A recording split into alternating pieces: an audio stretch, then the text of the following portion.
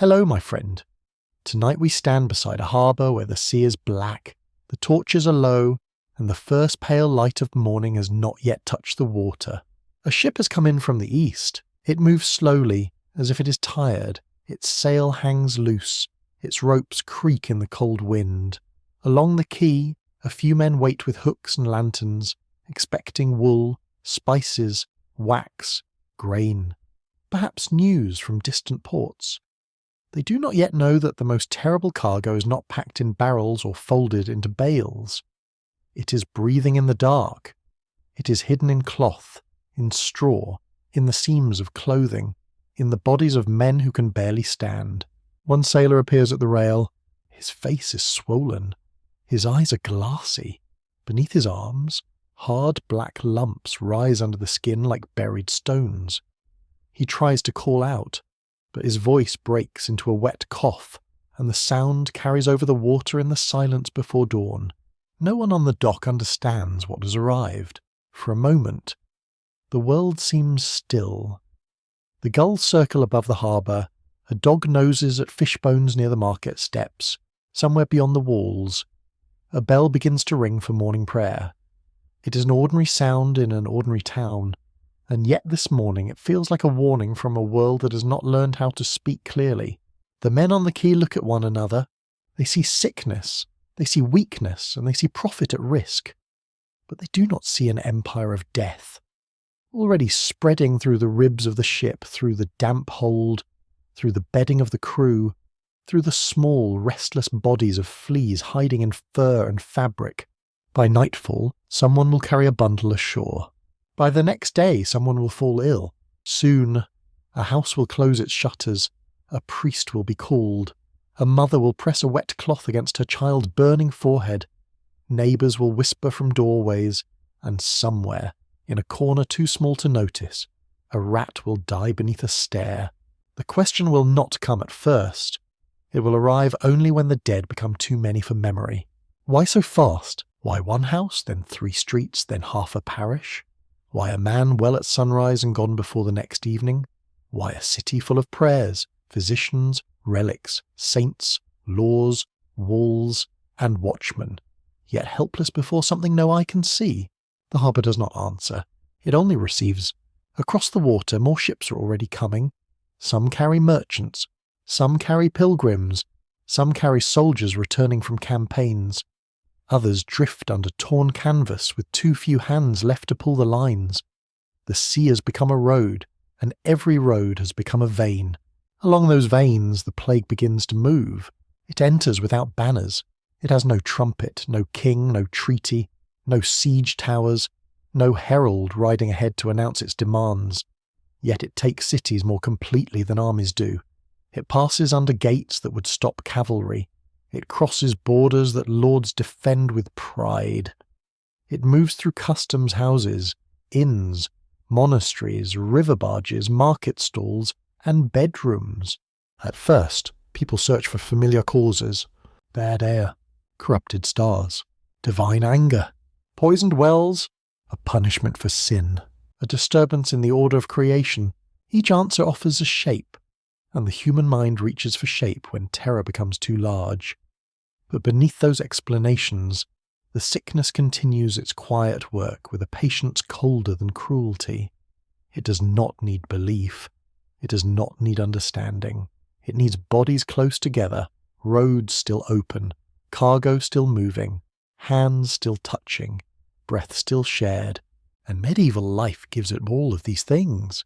Imagine a narrow lane just inside the walls. Rainwater runs through the middle, carrying scraps of straw, ash, onion skins, and animal waste. Timber houses lean toward one another until the upper floors nearly meet. Smoke presses under the roof beams. Chickens scratch near doorways. Children sleep beside grandparents. Apprentices rise before dawn in rooms above workshops, where hides, wool, metal, dough, and sweat mingle in the air. Here, life is crowded because safety is crowded. A wall protects the town, but it also gathers people tightly within it. A marketplace feeds the city, but it also brings strangers from everywhere. A church unites the faithful, but it also gathers the sick beside the healthy, the grieving beside the curious, the frightened beside the strong. What looks like community becomes a pathway. Still, no one can see the pathway. They see only signs: fever, vomiting, pain, dark swellings in the groin and neck, blood beneath the skin, sudden weakness, a smell that clings to bedding and rooms where windows are shut. Some die in days. Some die faster. Some wake with terror in their eyes because they have watched a neighbour collapse.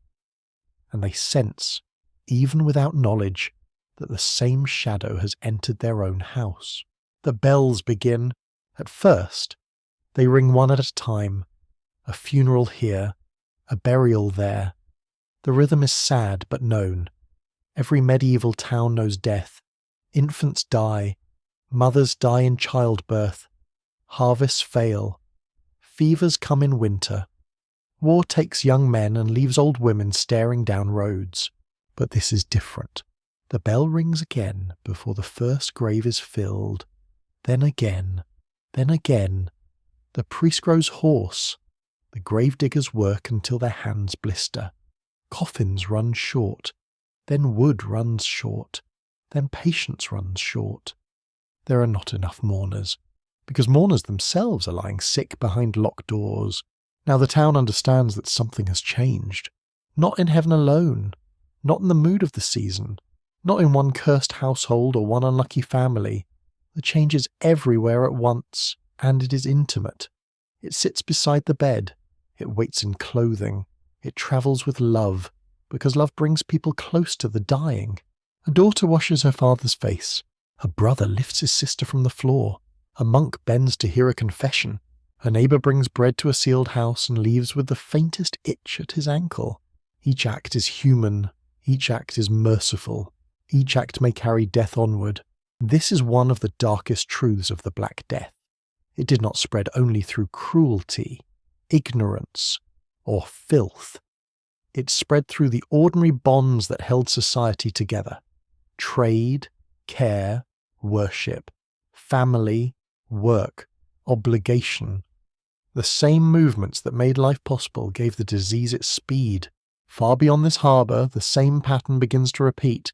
In a walled city, physicians argue beside a sick bed while incense burns in a brass bowl. In a village, a farmer stares at an empty field because the men who should be cutting hay have not come.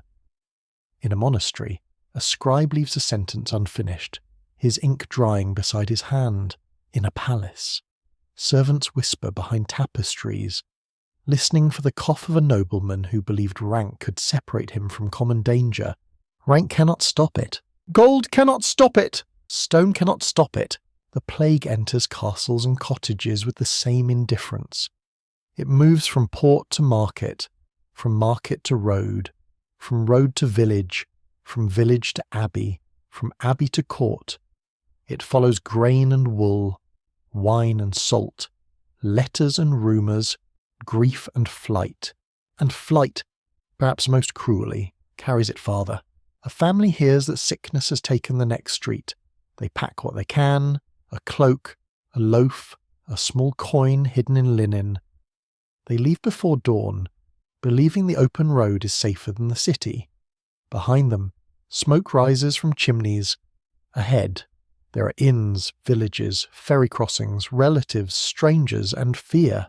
They do not know what travels with them. No one does. In the silence before understanding, people act as people always act. They run towards safety. They gather around the dying. They pray where others pray. They trade because children must eat. They bury because the dead must not lie uncovered. They seek meaning because meaningless suffering is almost impossible to bear. Yet the sickness outruns every explanation.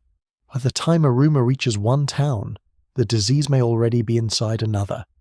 By the time a council orders a gate closed, a merchant has passed through it.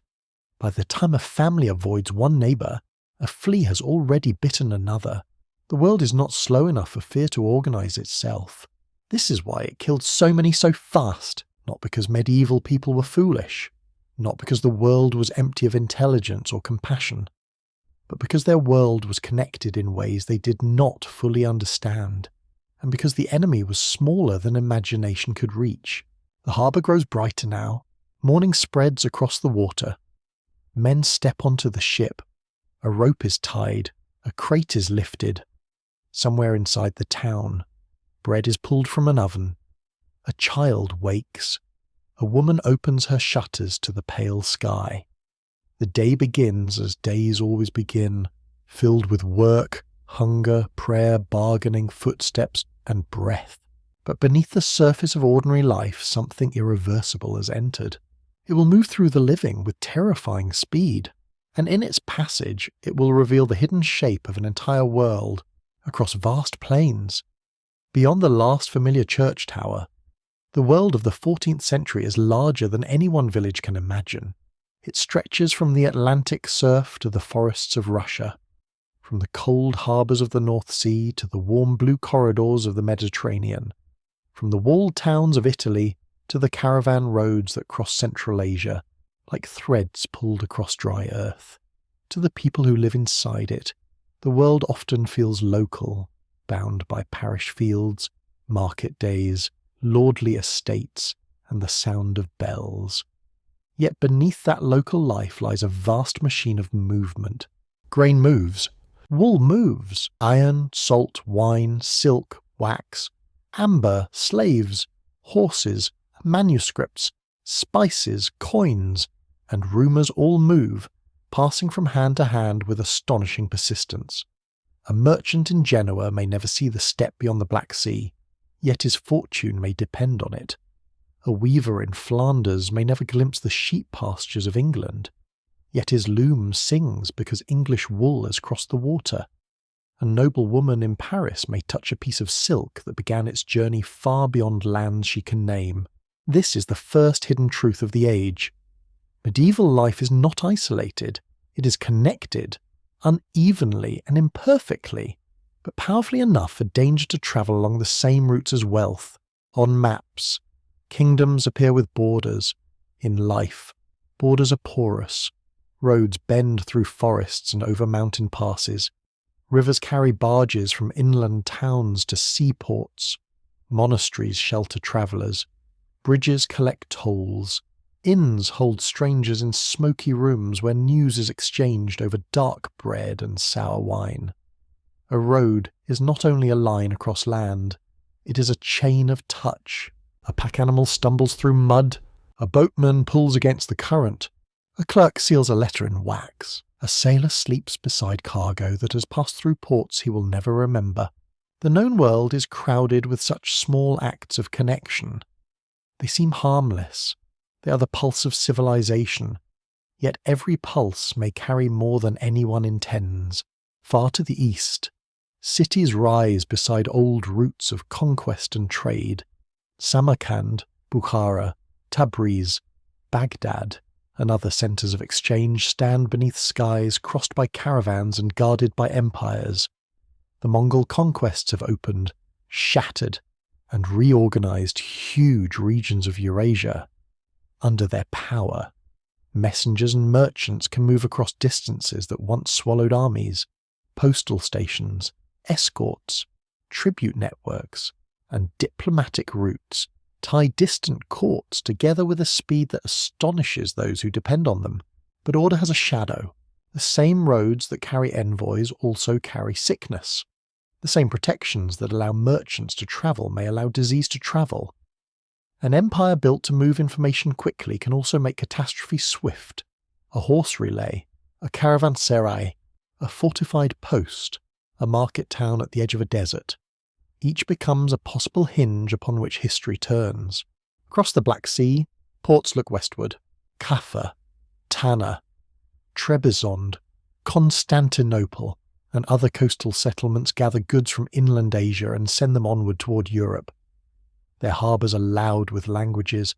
Italian traders bargain with Greek shipmasters, Armenian merchants, Jewish brokers, Muslim sailors, Mongol agents, and local labourers. Bells, calls to prayer, shouted prices, creaking carts, and gull cries mingle in the air. The shoreline is not a boundary. It is a meeting place. From these waters, ships fan outward. Some sail toward the Aegean Islands, some turn towards Sicily, some cross to Venice, Genoa, Pisa, Marseille, Barcelona, and ports along the Adriatic and Western Mediterranean. On deck are jars of oil, barrels of wine, bundles of cloth, sacks of grain, and men who have slept in foreign warehouses. In the hold are rats, ropes, fleas, damp straw, spoiled food, and warmth. The sea makes distance smaller. A storm may delay a ship, pirates may capture it, and reefs may break it open. But the Mediterranean remains one of the great engines of the medieval world. Cities that seem far apart by land can be joined by sail. A port in one kingdom may be economically closer to a foreign harbour than to villages only a few days inland. The sea does not separate so much as bind, and inland the rivers do the same. The Rhine runs through busy towns and trading centres, linking Alpine regions, German cities, and the Low Countries. The Seine connects Paris to the sea. The Thames carries goods into London. The Po runs through northern Italy, where cities sit close together like sparks ready to catch. The Danube opens long corridors through Central and Eastern Europe. Rivers are roads made of water, and they carry the habits of exchange deep into the land. A bale unloaded at one quay may be broken into smaller bundles. Those bundles may ride by cart to another town. There they may be sold again, handled again, stored again, slept beside again. No one thinks of this as a danger. It is commerce. It is survival. It is the way a city eats and a craftsman earns his bread. But in a world without microscopes, the smallest passengers remain invisible, and what cannot be seen cannot be stopped by ordinary caution. Now imagine Europe itself not as a collection of silent villages, but as a fabric under tension. There are old Roman roads still remembered in stone. There are pilgrim routes leading towards Santiago, Rome, Canterbury, and Jerusalem. There are fairs in Champagne where merchants once gathered from far regions to settle accounts and trade goods. There are university towns drawing students from distant dioceses, young men who carry books, debts, arguments, and illnesses. There are armies moving across contested borders, servants following nobles, friars walking barefoot from town to town, bishops riding between estates, tax collectors, messengers, beggars, entertainers, and refugees. Everyone has a reason to move. The poor move because hunger pushes them. The rich move because power requires presence. The faithful move because salvation calls from holy places. The ambitious move because cities offer wages, patrons, guilds, and risk. Such motion does not erase hardship. Most people still live close to where they were born. Many never travel more than a day from home. Yet the few who travel can connect the many who do not. A single merchant may link 10 towns. A single pilgrim road may carry thousands across a season. A single port may touch half a continent through ships that arrive and depart in steady rhythm. Distance remains real, but it is no longer protective. Medieval cities are especially vulnerable because they are hungry creatures. They cannot feed themselves from within their walls. They draw in grain from fields, cattle from pastures, firewood from forests, fish from rivers, salt from coasts, and labour from villages. Every morning, gates open because they must. A city that closes itself completely begins to starve. A city that opens itself invites the world inside. This is the cruel bargain of urban life. Behind stone walls, people seek safety from raiders, feud, wolves, and disorder. Inside those same walls, they crowd into lanes where refuse gathers and wells may be fouled. Animals live near people. Workshops smoke and stink. Tanneries, butcher stalls, stables, kitchens, and cemeteries share tight space. Wealth rises from density, but so does danger. The wall that protects against visible enemies does little against a life hidden in blood and breath. Yet cities glow. Venice rises from its lagoon, full of boats, warehouses, churches, and counting houses. Florence hums with bankers, cloth workers, painters, and guild politics. Paris spreads along the Seine. crowned by learning, royal ceremony, and narrow neighbourhoods. London grows around trade, law, docks, and royal authority. Bruges, Ghent, Cologne, Milan, Avignon, Naples, and countless lesser towns form a restless constellation of human effort. These places are not merely settlements, they're engines. They gather food and produce wealth. They concentrate law, memory, craft, ambition, and disease. A rumour can cross a city in hours. A fever can move through a household in days. A trading season can join many cities in a single chain of consequence. The very success of medieval urban life gives speed to whatever enters it. Beyond Europe, the same pattern widens. North Africa is bound to Mediterranean trade through ports, caravan routes, and inland cities. The Islamic world links scholars, merchants, judges, soldiers, and pilgrims across enormous distances. Cairo sits near the arteries of the Red Sea and Nile. Damascus, Aleppo, and other cities stand near roads of commerce and war. The pilgrimage to Mecca gathers believers from widely scattered lands, joining devotion to motion across deserts and seas. A world of faith is also a world of footsteps. A world of trade is also a world of touch. A world of empire is also a world of roads. This vastness matters because the Black Death did not fall upon a motionless earth. It entered a world already moving, already exchanging, already crowded at its busiest points. It found ports that could receive it, roads that could extend it, markets that could multiply it, and cities that could trap it among the living.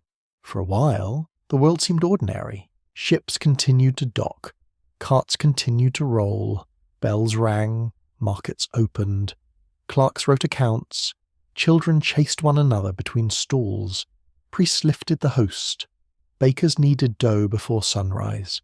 Somewhere, a merchant calculated profit from a shipment still far away. But the distances had already been narrowed.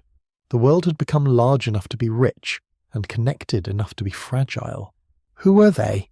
The question sounds simple at first, almost gentle, but it opens into a crowded world of faces, names, homes, fears, and vanished voices. The dead of the Black Death were not numbers when they woke in the morning.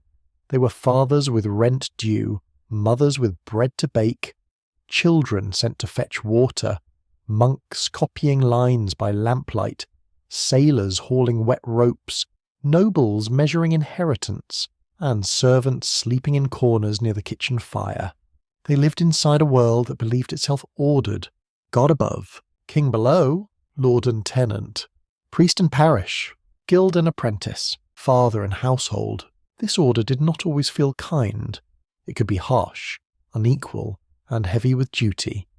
Yet it gave people a language for life. It explained why the fields were worked, why tithes were paid, why bells marked the day, why feast days mattered, why the dead were buried in consecrated ground, and why suffering might still have meaning. Then sickness came with no respect for order. It passed over titles as if titles were smoke. It entered the house of the poor and the chamber of the powerful. It reached into monasteries, palaces, workshops, farms, and ships. It made people ask not only how to survive, but what kind of world they had been living in.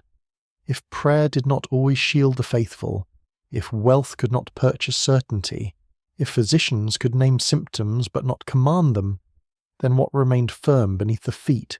A deeper question followed. Where did it come from? Medieval people searched the sky and the earth. They watched the air.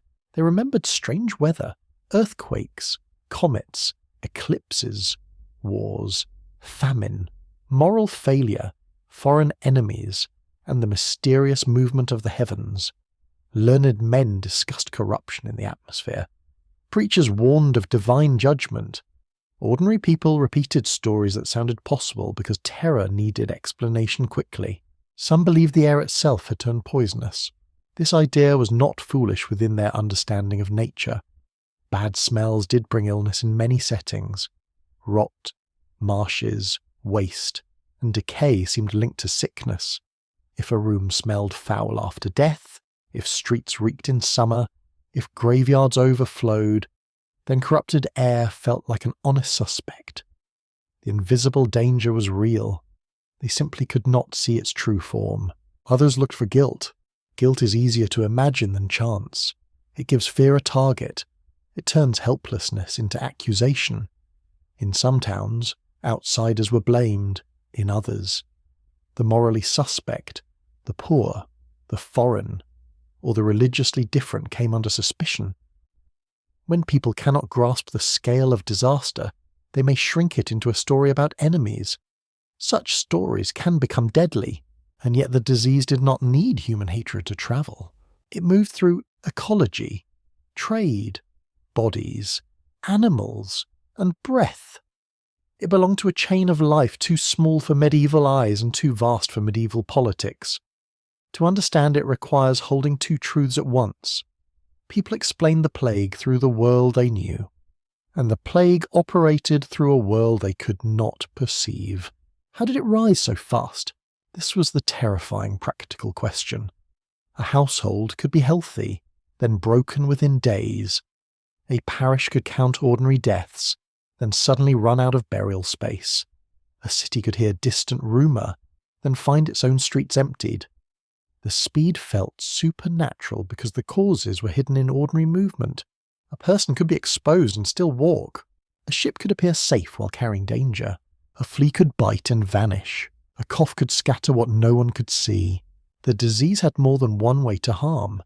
In its bubonic form, it often entered through the bite of infected fleas, producing fever, pain, and the swollen glands that terrified observers.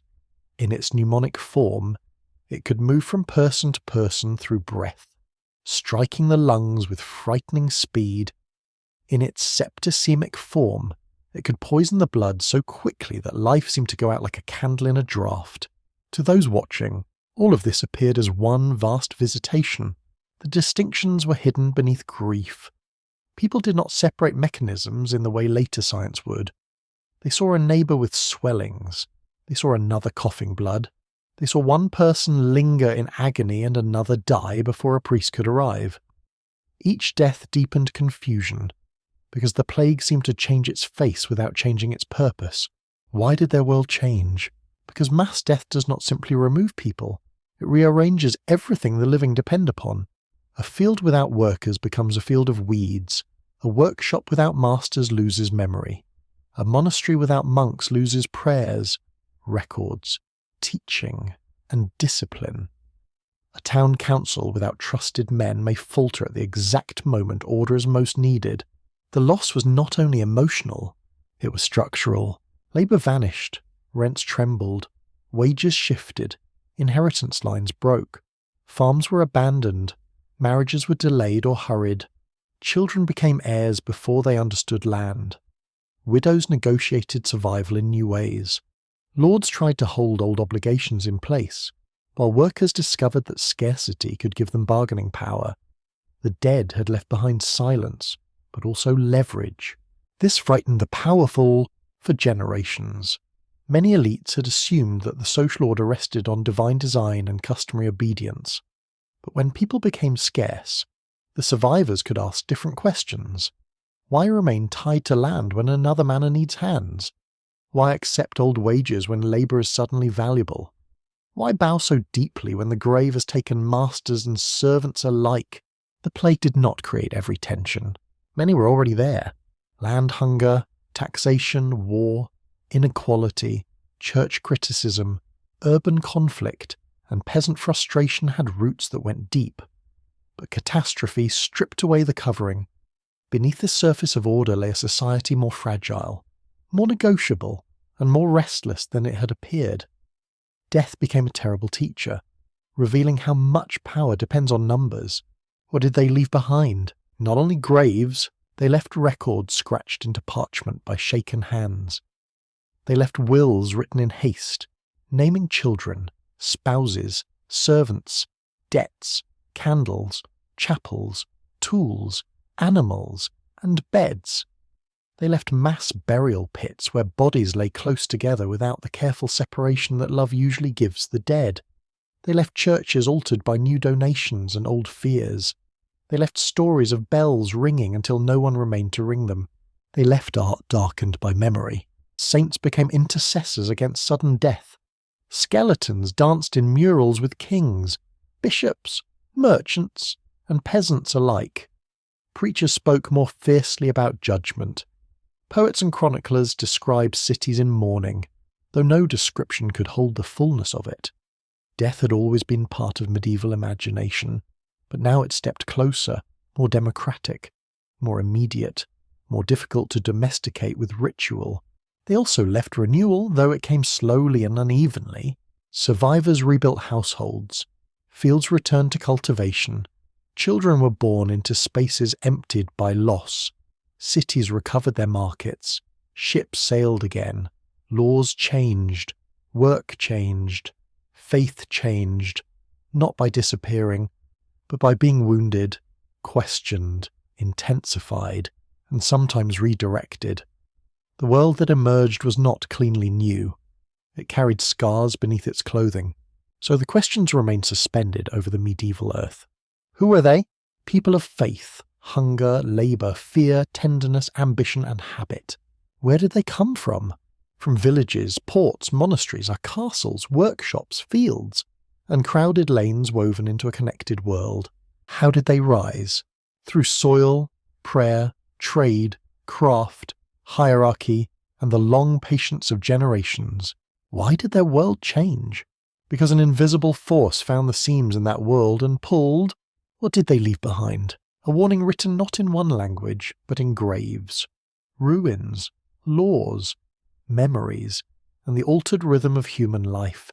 For a while, the answers seem clear. Then they recede again into shadow. History does this. It gives us traces, not the living breath itself. It gives us bones, documents, buildings, and echoes. We approach them slowly, listening for the human story beneath the silence. And in that silence, the central mystery remains. How could something so small overturn so much? To understand plague, we must travel far from cathedral towers and market bells, into landscapes where human history is only one layer above older rhythms. Across the high grasslands of Inner Asia, the earth opens into enormous distances. Wind moves over steppe and scrub. Mountains rise in blue ranks along the horizon. Valleys hold patches of green, where animals graze and streams run cold from snow. In the warmer months, marmots and other burrowing rodents emerge from underground colonies, feeding, breeding, and watching the sky for hawks. This is not an empty world. It is a world of hidden life. Beneath the soil, tunnels branch like secret roads. In those burrows, fleas cling to fur, drink blood, lay eggs, and wait. In the bodies of wild rodents, ancient infections can persist without destroying every host. Disease survives not as a single storm, but as a pattern, rising and falling through animal populations across years, seasons, and climates. Long before people gave it a name, plague belonged to these quiet, ecological cycles. The land itself helped shape the danger. Cold winters could drive animals deeper into burrows. Wet seasons could feed grass and increase rodent numbers. Dry years could stress colonies, pushing hungry creatures across wider ground. A change in temperature, rainfall, vegetation, or population could shift the balance between host, flea, and infection. To a herder watching the horizon, these changes might appear only as good pasture or bad pasture. To disease, they could become opportunity. History often begins this way. Not with a crown, not with a battle, not with a law written by candlelight. It begins with weather, hunger, migration, and the private movements of animals beneath the earth. Across these regions, human life adapted to motion. Nomadic and semi-nomadic peoples followed herds of horses, sheep, goats, cattle, and camels. Their homes could be carried or rebuilt. Their wealth breathed, grazed, foaled, and died. Children learned distances by watching animals move. Elders read wind, grass, snow, and water with an attention that city people often reserved for books. The steppe rewarded mobility, but it also connected far places. A rider could cross open land faster than a farmer moving through enclosed fields. A caravan could pass from oasis to oasis, carrying goods between empires. A herd could graze near wild rodents. A hunter could skin an animal taken from a burrow. A flea could leave a dying host and search for another warm body. The line between animal world and human world was never sealed. Yet this danger remained mostly silent. For long stretches, plague may have stayed within wild reservoirs, burning quietly among rodents in scattered landscapes. It did not need cities to exist. It did not need ships to survive. The disease could endure in remote zones where human beings came only as hunters, herders, traders, or soldiers. Its patience was part of its power. Then climate and movement could disturb the pattern. A rodent colony sickens. Fleas abandon cooling bodies. Domestic animals come near. Humans camp at the edge of the infected zone. Furs are gathered. Grain is stored. Packs are loaded. A caravan prepares to leave. No one sees the invisible exchange. No one hears the small hinge of catastrophe turning inside the fur of an animal or the seam of a garment. From the steppe, routes lead outward. Some follow river valleys, some cross deserts broken by wells and caravan stations. Some pass through mountain corridors where snow can trap travellers for weeks. Others descend toward the great cities of Central Asia, where nomad, farmer, merchant, soldier, scholar, and official meet beneath the authority of empire and trade. Such routes did not always run smoothly. War, banditry, taxation, drought, and political rivalry could bend them or break them. But the desire to move goods remained persistent. Silk moved west. Silver moved east. Furs, horses, slaves, spices, weapons, paper, and stories moved in many directions. In these exchanges, ecology became history. The deeper origin of the Black Death is not a single dramatic instant, but a convergence of conditions. Disease existed in animal reservoirs. Climate may have shifted the fortunes of hosts and fleas. Trade and conquest created wider corridors of movement. Human settlements grew into nodes where infections could multiply. Empires connected worlds that had once been harder to join. The plague did not invent connection. It used it. There is a strange darkness in that thought. Civilization is often described as humanity's escape from nature, but it is never truly separate from it. Cities rise from grain fields. Armies depend on horses, fodder, roads, and weather. Markets depend on harvests, rivers, animals, and forests. Even the most splendid palace rests on soil, wood, stone, and the labour of bodies that can fall ill. The medieval world did not stand above ecology. It stood within it, far from the great courts. A herder might notice dead rodents near a camp and avoid them, or perhaps not. A hunter might know that certain animals were dangerous when found sluggish or dying. Local knowledge could be sharp, born from generations of watching land closely. But local knowledge does not always travel with merchants. It does not always reach officials.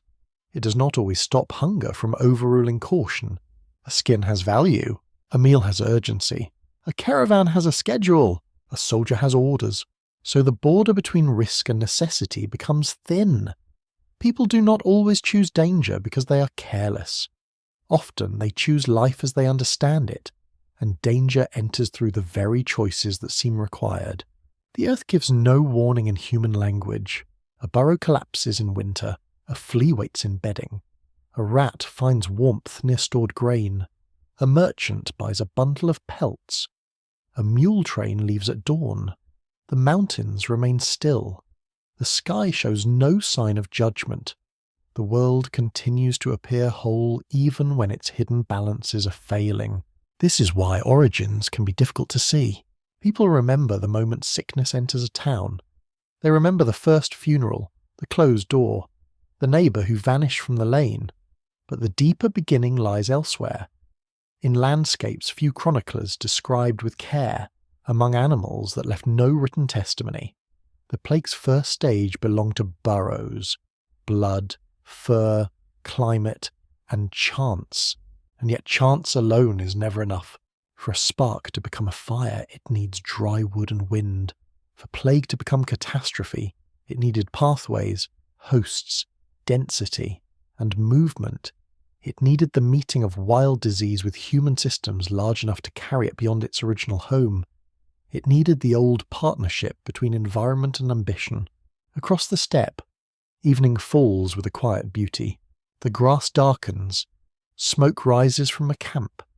Horses lower their heads, somewhere under the ground. Small bodies stir in chambers lined with dry plants. Above them, people speak, cook, trade, and sleep, unaware that the oldest forces around them are not armies or kings, but hunger, weather, reproduction, and infection. History waits in such places, not loudly, not visibly, but with a patience older than empire. Before the great dying, life was held together by ordinary repetitions. At dawn, smoke lifted from low roofs. Roosters called from muddy yards. A woman stirred embers back to life, feeding them with twigs saved from the previous day. Somewhere near the hearth, a child blinked awake beneath rough wool, hearing the scrape of a pot, the cough of an elder, the slow shifting of animals beyond the wall. This was the world most people knew. Not courts, not crusades, not distant emperors. For most, life was measured in fields, seasons, rents, hunger, saints' days, childbirth, and the stubborn work of keeping bodies alive. A village might sit among strips of cultivated land, with open fields spreading beyond clustered houses. Paths led to pasture, woodland, mill, church, and stream. Beyond these familiar edges lay other parishes, other lords, other dangers. But daily life turned around the same circle of labour. Bread was the centre.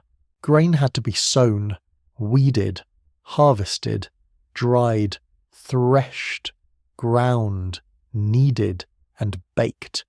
Every loaf carried months of weather inside it. Too much rain could rot the crop. Too little could shrink it. Frost could wound it. War could trample it. A poor harvest did not mean inconvenience. It meant thinner soup, smaller bodies, anxious mothers, and old people quietly eating less, so children might last through winter. In a peasant house, space was close and smoky, the floor might be packed earth, strewn with rushes or straw, the roof could leak, a bench might become a bed, tools hung from pegs, a chest held the family's better cloth, a few coins, perhaps a marriage linen, perhaps nothing more than hope folded carefully. Animals might shelter nearby, bringing warmth, smell, fleas, dung, and value. A cow was not simply an animal, it was milk, status, debt, and survival. The senses of this world were dense. Wood smoke in hair, manure in the yard, ale souring in a tub, wet wool drying by the fire, onions, beans, cabbage, garlic, rye, oats, and barley made up the taste of many days. Meat was rarer for the poor, more common at feasts or among those with rights to livestock, hunting, or money. Fish appeared where rivers, coasts, ponds, or fasting rules brought it to the table. Salt preserved what time would otherwise destroy. Yet even hardship had rhythm. People worked together because they had to. Harvest called many hands into the fields. Women brewed, spun, tended gardens, cared for children, managed food, and shared in agricultural labour. Men ploughed, reaped, repaired, hauled, and served lordly obligations. Children guarded geese, gathered sticks, scared birds from crops, carried water, and learned early that play and duty were never far apart. A village was not peaceful simply because it was small. Neighbours quarrelled over boundaries, grazing rights, marriage promises, debts, insults, pigs in gardens, and the use of common land. Courts heard complaints, priests scolded, elders remembered old wrongs. Still, people depended on those they resented. The same neighbour who angered a household in spring might help bring in a harvest in autumn. Survival softened pride when the weather turned. The church stood near the centre, sometimes of stone, sometimes humbler, but always heavy with meaning. Its bell divided the day. Its saints shaped the year. Baptism brought a child into the Christian community. Marriage bound families and property. Confession and penance addressed hidden guilt. Burial in consecrated ground promised that even the poor belonged to a story larger than their field. The churchyard was not only a place of death, it was memory arranged beneath grass. People lived among the dead. Grandparents lay near the path to worship. Infants who had barely breathed might be buried close to the wall. The names of many vanished from parchment, but not immediately from local memory. A woman passing through the churchyard could know where her mother lay, where a child lay, where a husband might one day join them. Death was familiar, but familiarity did not make it light. Ritual gave grief a shape. Candles were lit, masses were said, bodies were washed, wrapped, watched, carried, and buried. The dying were not meant to vanish unattended. To die properly mattered. To confess, receive the last rites, be mourned, be placed among the faithful. These acts joined the final breath to the order of heaven and community. A bad death disturbed the living almost as much as it took the dead. Beyond the villages, towns offered another kind of closeness. Here, streets narrowed between timber and plaster walls. Workshops opened onto lanes. A shoemaker bent over leather. A smith struck iron until sparks rose like brief stars. A baker slid loaves into an oven with a long paddle. A butcher rinsed blood toward the gutter. A dyer stained water with colours that made cloth beautiful and rivers foul. Guilds protected skill and guarded privilege. Apprentices lived under masters' roofs, learning trades through discipline, repetition, and watchful correction. Journeymen moved in search of wages. Widows sometimes carried on businesses when husbands died, though always within limits set by custom, law, and local power. A successful craft could raise a family, but illness, debt, or failed supply could pull it down quickly. Markets brought brightness and risk. On market days, the town thickened with voices. Farmers sold eggs, cheese, grain, herbs, chickens, wool, and firewood. Merchants displayed cloth, knives, spices, pottery, buckles, ribbons, needles, and salt fish. Coins passed through fingers, hands tested fabric, mouths tasted ale. Bargains turned into jokes, lies, arguments, and agreements. News arrived folded inside trade, because every traveller carried fragments of the wider world. A person could hear of war before seeing soldiers. A person could hear of famine before feeling hunger. A person could hear of disease before knowing whether to believe it. Belief travelled unevenly. Some rumours faded like mist. Others grew heavier with every telling. In a world where many could not read, memory and speech mattered deeply. A message might come from a priest, merchant, friar, pilgrim, tax collector, or sailor. The truth had to pass through accents, fear, pride, misunderstanding, and the human desire to make stories complete. At night, settlements changed, fields darkened, gates closed where towns had walls, fires lowered, families drew closer to warmth, prayers were whispered in monasteries, the hours of worship continued in darkness, voices rising from stone choirs while lay people slept. In castles, guards listened for movement beyond the ditch. In inns, travellers lay near strangers, their packs close, their boots muddy, their bodies carrying the dust of many roads. The world felt old to those who inhabited it. Its customs seemed inherited from ancestors who had known the proper way to sow, marry, pray, feast, mourn, bargain, and obey. Yet this apparent permanence was fragile. A household could be undone by one fever. A village could be weakened by one failed harvest. A town could tremble when grain prices rose. People knew uncertainty, but they usually met it in familiar forms. They had no reason to imagine a death that could break all forms at once. So they lived, they patched roofs, they scolded children, they mended shoes, they brewed ale, they worried over dowries, they kissed infants, they counted coins, they envied neighbours, they feared judgment, they laughed at weddings, they bent under rent and tithe, they watched clouds for signs of rain, and beneath all this, life continued with astonishing tenderness. A mother tucked bread into a child's hand, a father taught a son how to guide an ox, a girl learned the pattern of spinning from older fingers, a monk sharpened a quill, a mason touched stone and imagined an arch that might stand longer than his name. None of these lives were small to those who lived them. They were entire worlds. Power in the medieval world did not live in one place. It lived in stone towers, parish churches, market halls, manor courts, city gates, toll booths, sealed documents, and the habits of obedience repeated from one generation to the next. It could appear as a mounted lord riding along a boundary hedge. It could speak through a priest in a pulpit. It could sit behind a table where officials counted coins, named witnesses, and turned local memory into law. Most people rarely saw a king. They felt him through taxes, proclamations, justice, war, coinage, and the claims of those who governed in his name. Royal power was often distant, uneven, and interrupted by rival nobles, local customs, difficult roads, and the simple slowness of communication. Yet the idea of kingship mattered deeply. A king was not only a ruler, he was a symbol of order in a world where disorder always waited near the edge of the field. Beneath kings stood lords. Some held great estates and commanded armed followers.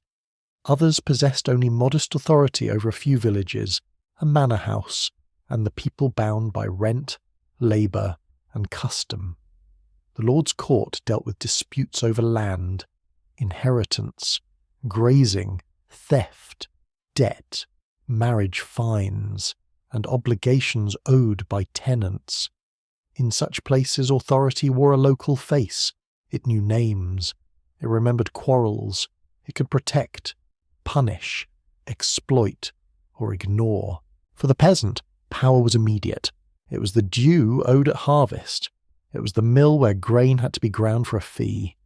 It was the right to gather wood, graze pigs, fish a stream, or marry outside the manor. It was the steward who wrote down a fine. It was the bailiff who demanded labour. It was the knowledge that land was life, and access to land passed through rules older than the people obeying them. But power was not only secular. The church formed the deepest structure of authority most people knew. It baptized, married, confessed, blessed, judged, educated, recorded, and buried. Its calendar shaped work and rest. Its bells measured time. Its teachings offered explanations for suffering, sin, mercy, hierarchy, and death. A priest might be poor and local, hardly grander than his parishioners, yet he stood at the crossing point between earthly need and eternal hope. Above him rose a wider order. Bishops governed dioceses, abbots ruled monasteries. Cathedral chapters held wealth and learning. The papacy claimed spiritual supremacy across Christendom, though kings and princes often resisted its reach. Monasteries owned lands, collected rents, preserved books, managed estates, fed some of the poor, and prayed for the living and the dead. In scriptoria and account rooms, monks and clerks wrote the world into memory. Writing gave power endurance. A spoken promise could fade. A sealed charter could outlive the speaker. A list of rents could turn old obligations into regular demands. A tax roll could make scattered households visible to authorities who would never visit them. A will could divide property across generations. A court record could transform a village argument into a document preserved beyond the lives of everyone involved. There is quiet force in ink. It doesn't shout, it waits. A parchment in a chest might decide who owned a meadow, who owed a debt, who held a privilege, who could collect a toll, and who had the right to command labour. In a world where most people could not read, those who could handle documents possessed a special authority. Clerks became translators between memory and administration, between the spoken village and the written state. Cities developed their own forms of rule. A town might be governed by a council of wealthy merchants, guild leaders, magistrates, or appointed officers. Some cities won charters granting privileges, legal freedoms, trading rights, and degrees of self-government. Walls gave them physical identity. Markets gave them wealth. Councils gave them voices, though those voices rarely belonged equally to everyone who lived within the gates. Urban authority had practical concerns. Keep the peace, regulate prices, inspect bread, control weights and measures, repair walls, collect tolls, guard gates, maintain water supplies, watch strangers. A town had to manage the daily friction of density. It needed rules for waste, fire, animals, markets, apprentices, taverns, night movement, and public order. Fire was especially feared for timber houses, thatch, workshops, ovens, and wind could turn one careless spark into a district of ash. Disorder, too, could spread quickly in narrow streets. Hospitals existed, but they were not hospitals in the modern sense. Many were religious houses of care, shelter, and charity. They received the poor, pilgrims, the old, the disabled, or the sick according to their foundation and resources. Some were linked to monasteries, bishops, guilds, or wealthy benefactors. They offered food, beds, prayer, washing, and comfort. Healing mattered, but salvation mattered also. The body and soul were not separated in the medieval imagination. Lepers had their own houses in many regions. Their separation carried fear, charity, symbolism, and ritual. Leprosy was understood through religious and social meanings as well as bodily signs. The ill could be pitied, feared, supported, and excluded at the same time. Medieval society knew how to create boundaries around certain kinds of sickness. Yet those boundaries depended on recognizing the illness and believing it could be contained. Plague would challenge that confidence. But authority did not begin with disease. It grew first from the long need to organize labor, land, faith, trade, defense, and memory. Fortifications rose because people feared attack. Taxes developed because rulers needed money for courts, wars, officials, and ambition. Laws hardened because communities needed predictable answers to recurring conflict. Temples and churches gathered offerings because sacred order required visible houses. In every system there was exchange, protection for obedience, land for labor, sacraments for devotion, privileges for payment, justice for submission. Yet exchange could become burden.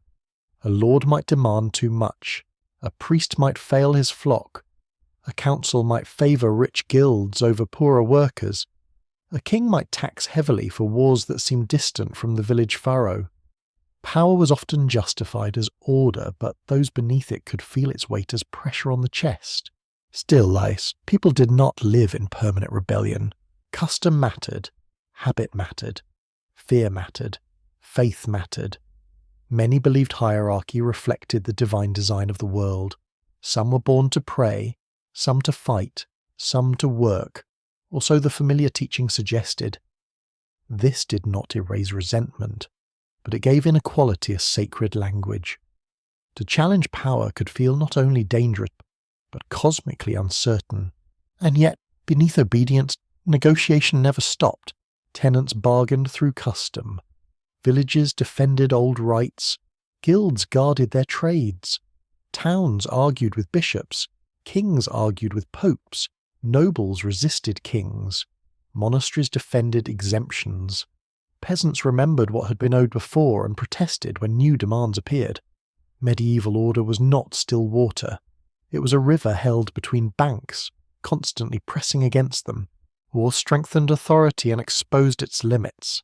Armies required money, Men, horses, armour, food, carts, blacksmiths, bowyers, cooks, surgeons, servants, and roads.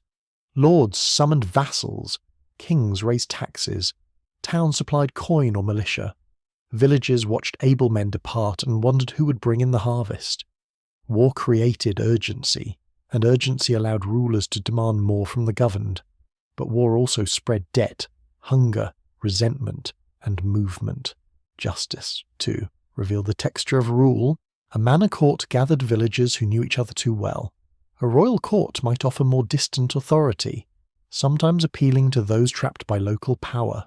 Church courts handled marriage, wills, morality, clerical discipline, and spiritual matters.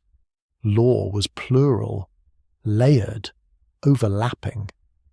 A person could belong to several jurisdictions at once, each claiming a different part of life. Such complexity was not weakness alone. It allowed society to function across immense variety. Mountain villages, fishing towns, royal capitals, monastic estates, frontier castles, university districts, and trading ports could all fit within the broad medieval order. But complexity also meant that clear action was difficult in a crisis.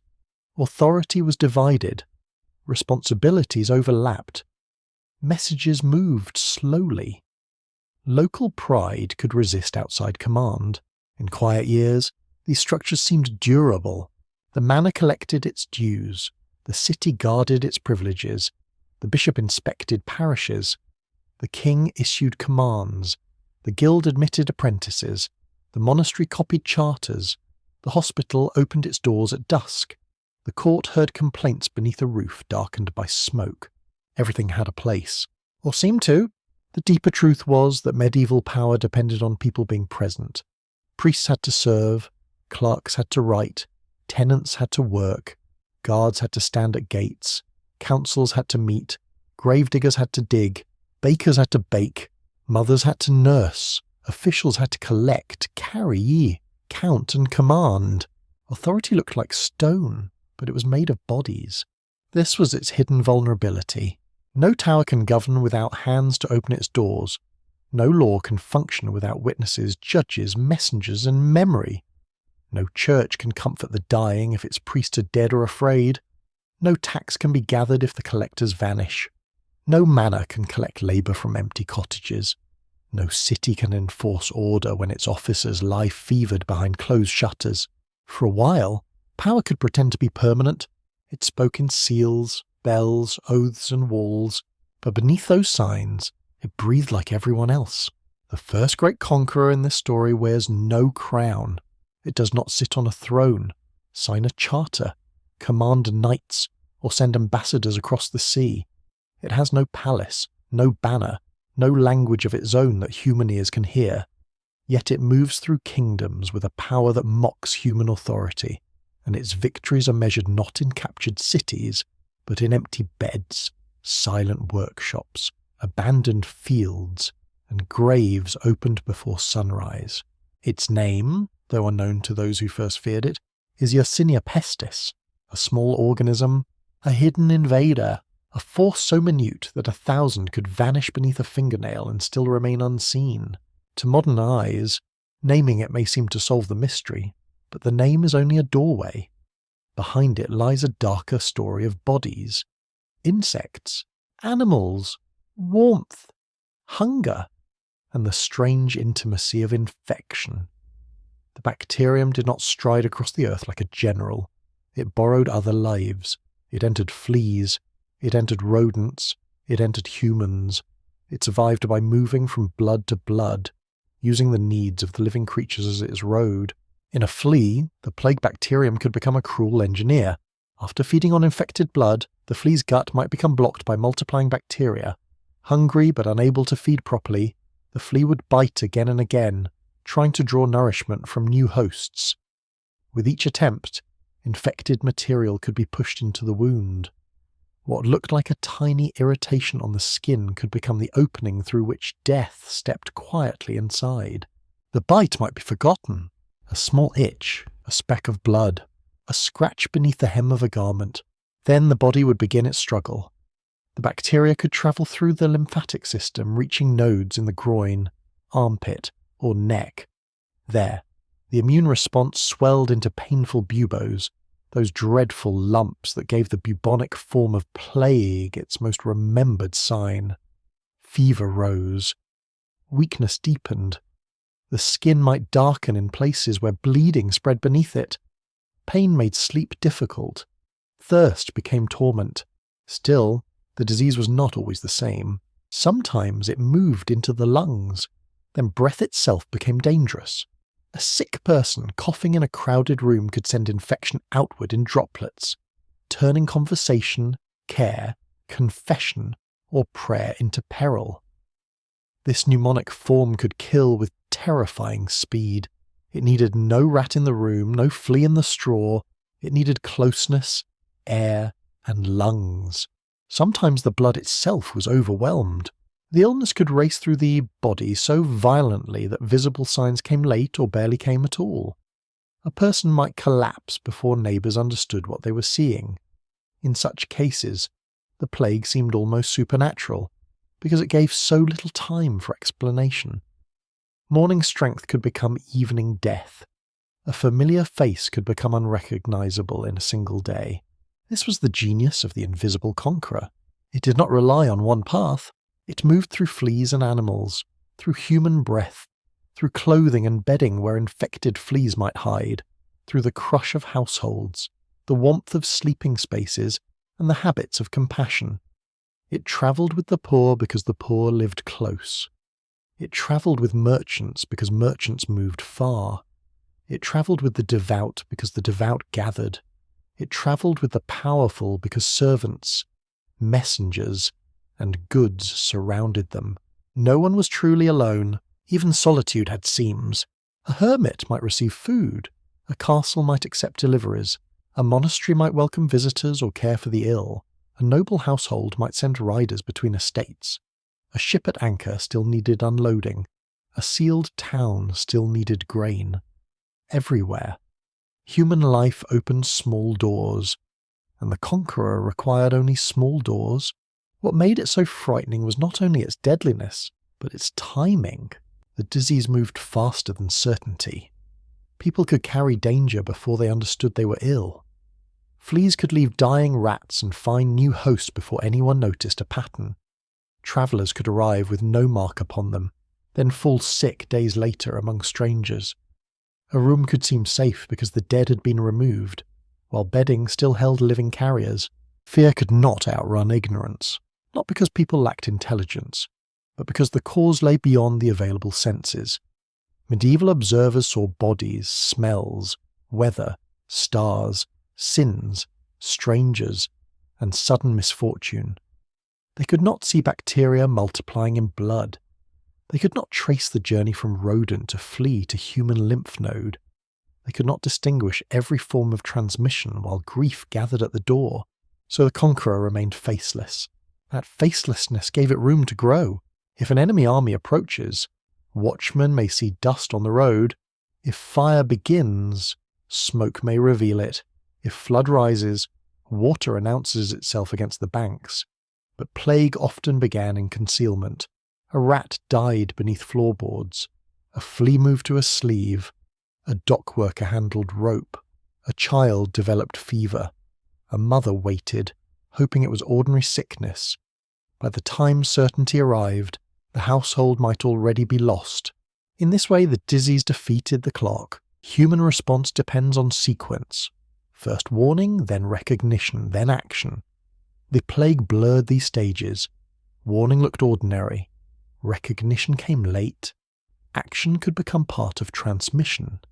A priest answering a call, a neighbour lending bedding, a daughter washing linen, a servant carrying news. Each could unknowingly extend the chain. There is a quiet tragedy in that. The invisible conqueror did not only exploit filth or neglect, it exploited duty. It turned care into risk and courage into exposure. Those who stayed close to the suffering often faced the greatest danger. Those who fled might carry the danger elsewhere. The moral choices of the living became tangled, because every path held uncertainty. A town might try smoke, scent, prayer, processions, fires of aromatic wood, vinegar, isolation, locked doors, or flight to the countryside. Some measures could help by accident. Avoiding crowds, separating the sick, and limiting movement might slow certain forms of spread. But without knowing the precise enemy, success was uneven. A remedy that seemed to work once might fail in the next street. A family that prayed intensely might die. A careless traveller might live. Randomness appeared to rule. And randomness is terrifying because it seems to erase meaning. Yet beneath the apparent randomness was a biological order, cold and consistent, where fleas found hosts, where people lived closely, where breath was shared, where transport remained active, where fear moved bodies along roads, the disease found opportunity. It had no intention, but it behaved as if it understood human weakness. That illusion made it feel almost personal. It followed the merchant into the counting house. It followed the wife to the bedside. It followed the monk into the infirmary. It followed the sailor into the tavern. It followed the cart into the village. It followed the Lord's servant up the stair. It did not choose them by name. Still, each death felt chosen to those left behind. The bacterium was small, but its empire was made inside human experience. Pain gave it presence. Rumour gave it voice. Grief gave it memory. Silence gave it space.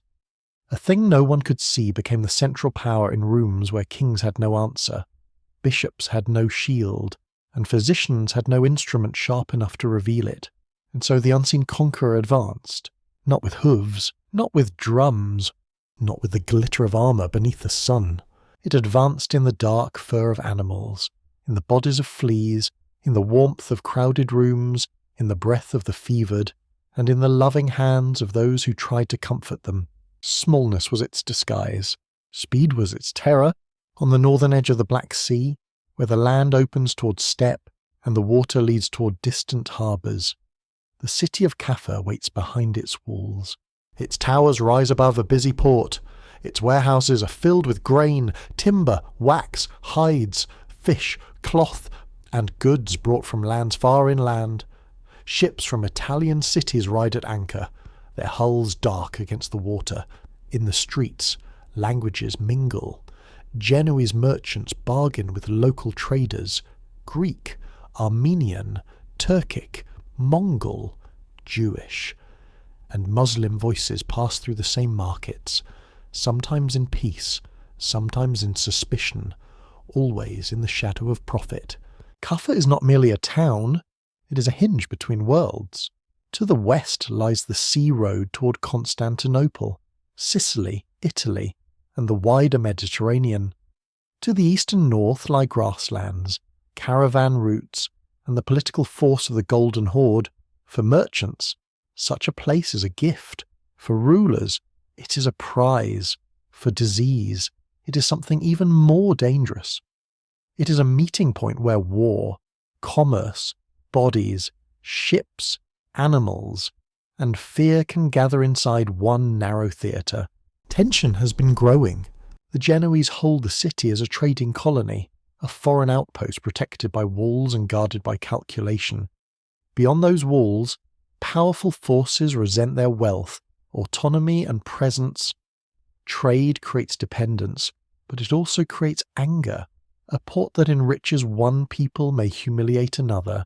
A fortress that protects merchants may look to nearby rulers like an insult built in stone. Then siege comes. Outside the walls, the army of the Golden Horde gathers. Tents spread across the ground. Horses stamp and toss their heads. Fires burn after sunset. Men sharpen blades, carry water, repair gear, and watch the walls for weakness. Inside the city, defenders count supplies. They strengthen gates. They ration food. They look out from towers and measure the enemy not only by number, but by patience. Sieges are wars of time. A battle may end in an afternoon. A siege can stretch through hunger, boredom, disease, negotiation, fear, and exhaustion. It turns the body into a battlefield. The stomach becomes political. The well becomes military. The price of bread becomes a measure of hope. Every day asks the same question in a different form. Who will weaken first? At Kaffa, something begins to move through the besieging camp. In Fol Il, at first, perhaps, it looks like ordinary camp sickness. Armies are fertile ground for disease. Soldiers crowd together. Waste gathers. Food spoils. Water can turn foul. Lice, fleas, rats, and flies thrive around baggage, animals, bedding, and discarded scraps. A commander expects fever as part of war's cost, but this fever is different. It strikes with a violence that unsettles even those accustomed to death. The sick burn. Swellings rise. Strength leaves the body with terrible speed. A man who rode yesterday may lie unable to lift his head today. Another groans under a blanket while companions draw away from him. A third dies before anyone can decide whether he should be moved, buried, or abandoned. Soon the camp is not only an army surrounding a city, it is a place where death has opened its own front. The besiegers suffer. The defenders watch. From the walls, they may see confusion among their enemies. Smoke still rises from campfires, but the rhythm outside changes. Movement slows. Orders falter. Burial becomes urgent. Fear moves from tent to tent. The army that came to squeeze the city now feels itself gripped by something it cannot strike. The men inside Kaffa may first feel relief, then unease, then dread, for disease does not respect walls. One of the most famous accounts tells of a horrifying act. It says that the besiegers, stricken by plague, hurled the bodies of the dead over the walls with siege engines, sending corruption into the city itself. The image is almost unbearable. A corpse rising in the air, a city looking up, bodies falling where stones once fell, war turning the dead into weapons. Whether this was the decisive cause of infection inside Kaffa remains uncertain.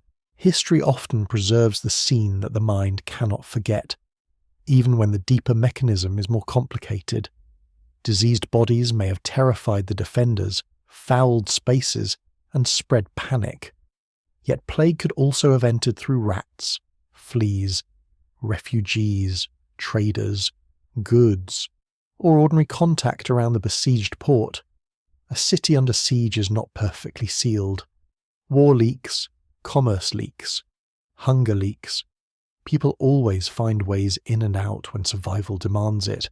But the story of the bodies matters. It reveals how people understood danger. They knew that the dead could carry corruption. They knew that proximity to sickness was perilous. They sensed that rotting flesh, bad air, and poisoned surroundings could destroy the living. They did not possess the language of bacteria, but they recognized that death could spread. In the terror of Kaffa, instinct and misunderstanding stood side by side. Inside the walls, fear would have thickened. Imagine a narrow street where people have already endured the strain of siege. Food is watched carefully, tempers are short, every sound beyond the wall carries meaning. Then sickness appears within. A merchant servant collapses, a guard at the gate is found fevered. A woman wakes with pain beneath her arm. Someone says the enemy has poisoned the city. Someone else says God has judged them all. Another whispers that the air itself has been ruined. The walls that promise safety begin to feel like a trap. Outside is an infected army. Inside is an infected city. Beyond both lies the sea. That sea, so often a source of wealth, now becomes the imagined road of escape. Ships wait in the harbour, and ships can leave for merchants, captains, sailors, and families with means or connections. Departure may seem the only rational choice. If the land is surrounded and the city is sick, then the horizon offers mercy. Canvas is raised. Cargo is loaded quickly. Men hurry with pale faces and shaking hands. Some may already carry fever. Others carry fleas in clothing, bedding, grain sacks, or rope. They sail A ship leaving Kaffa does not leave history behind. It carries a compressed world aboard. Crewmen sleep close together. Rats feed in the hold. Fleas move through bedding. Food is shared. Water is rationed. The sick may be laid apart, but there is little apartness at sea. A cough in the night can be heard by all. A body brought up from below must be handled. A corpse must be prayed over or cast into the water. Fear has nowhere wide to go. The voyage becomes a floating chamber of uncertainty. Some aboard may believe they have escaped just in time. Others may watch as one sailor after another weakens. The sea air, once trusted as clean and healing, cannot save those already infected. The ship creaks westward through waves, passing coasts and islands under the indifferent sky. Land appears, vanishes, appears again. Every harbour ahead is a promise, and every harbour is also a danger. When such ships reach other ports, the pattern sharpens. Authorities may be alarmed by the condition of the crews. Dock workers may hesitate. Merchants may insist on unloading. Families may beg to come ashore. Goods may be too valuable to refuse. News of sickness may be unclear, exaggerated, denied, or understood too late. A port city lives by arrival. To turn away ships is to turn away money, food, and connection. To accept them may be to accept catastrophe. This is the brutal turning point. War and trade, normally studied as separate forces, become entwined in one channel of transmission. The siege creates pressure. The disease creates panic. The harbour offers escape. The ships carry movement. The receiving cities provide density. Each step makes sense to the people living through it. Each step also widens the disaster. The speed of the Black Death was not only biological, it was logistical. A siege concentrated bodies, a port connected regions. Maritime routes shortened distance. Commercial urgency resisted hesitation. Human fear encouraged flight. Political conflict disrupted order. The plague used all of it without intention, as water uses a slope. Kaffa stands in memory not because it explains everything, but because it shows the machinery of acceleration with chilling clarity. A disease rooted in animals enters human networks. A military crisis magnifies it. A trading city becomes a chamber of multiplication. Ships transform local terror into continental danger. In the minds of those who fled, the goal was survival. In the path of the disease, their flight became expansion. That is one of history's quiet cruelties. People often carry the future while trying to escape the present. The city remains by the Black Sea, held in that hard light where commerce, empire, and mortality meet. Its walls look strong. Its harbour looks open.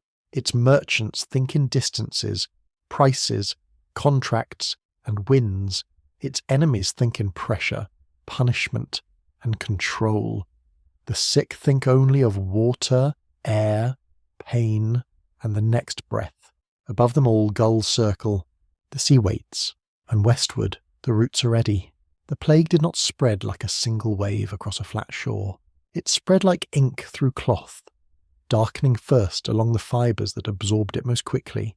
Ports, roads, rivers, crowded districts, military routes, pilgrim paths, and trade corridors became the fibres. The disease entered places already designed to receive movement. It did not have to invent an empire. Human beings had already built one out of hunger, ambition, faith, taxes, war, and exchange.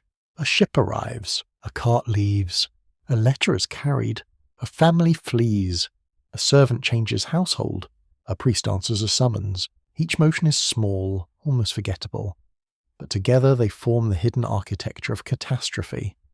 The Black Death moved so rapidly because medieval society was not a collection of separate rooms. It was a house full of doors, and many of those doors had to remain open. In port cities, the danger multiplied first through necessity. Ships brought food as well as luxury. Grain from one coast might keep another city alive through winter. Salt fish could feed inland households. wine, oil, timber, wool, cloth, metal, and wax all passed through docks where labourers worked shoulder to shoulder. To stop arrivals meant hunger, unemployment, debt, unrest, and political anger. So authorities hesitated, merchants argued, crews pleaded, and goods continued to move. The dock was a place of touch. Hands pulled ropes slick with seawater. Men lifted barrels against their shoulders. Bales were dragged into warehouses where rats moved in darkness. Clerks counted cargo. Porters rested on sacks. Sailors slept in taverns, stables, rented rooms, or corners of storehouses. Money changed hands. Cups were shared. Dice were thrown. Promises were made. No one could see how many living things travelled with every bundle.